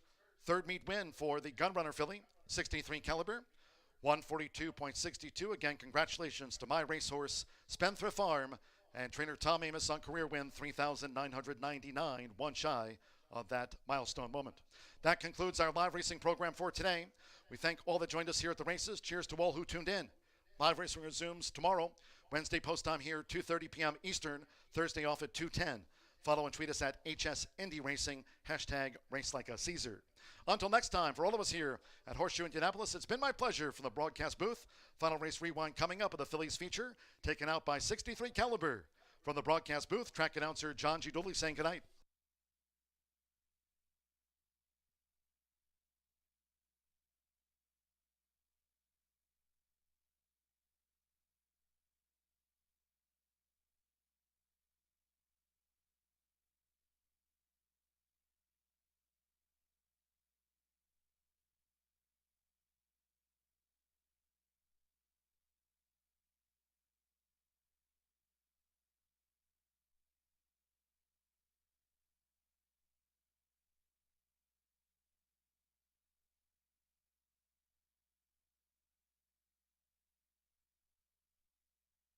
They're in the gate. And they're off. Taken to the cleaners. Jump sharply there for Rodney Prescott. Nearest the inside is All Luck. Joined on the outside by 63 caliber in the black silks for Edgar Morales. As taken to the cleaners, leads them to the first turn. And with Jose Riquelme, the white turquoise stars, Pretty Extreme has dropped back to last. It's taken to the cleaners, who leads them to the back of the track. Taken to the cleaners, out in front, leads by a length and a half. With Marcelino Pedrosa Jr., All Luck, second run of 2022. She's vying for second with 63 caliber up alongside, and they have 5 furlongs to run. And Pretty Extreme trails. It's 8 lengths from leader to last. And out in front, taken to the cleaners, who leads the way through a quarter in 24.76 sloppy seconds. Taken to the cleaners, leads here over the off track to a half mile from home from All Luck, who's still vying for second with 63 caliber. Then it's a brink of 5 more. Pretty Extreme still trails the fillies quartet in the finale. The half mile for taken to the cleaners, 47.91 seconds. They round the far turn, taken to the cleaners. Will look to make every yard here for Rodney Prescott. Taken to the cleaners, leads 3/4 length. Edgar Morales on 63 caliber has her sights set on taken to the cleaners, who leads them past the quarter pole. From a looming 63 caliber, Pretty Extreme is getting into gear on the extreme outside as All Luck is dropped back to last. Homeward bound after 3/4 in 1 minute 12.42 seconds. It's taken to the cleaners. Pretty Extreme is charging hard, and right there 63 caliber is in for the fight too. They come past the 16th. It's Pretty Extreme. 63 caliber, she's dug in. 63 caliber, Pretty Extreme, here it is. 63 caliber on the wire. As Pretty Extreme made that tight for 63 caliber, then taken to the cleaners, and All Luck was last.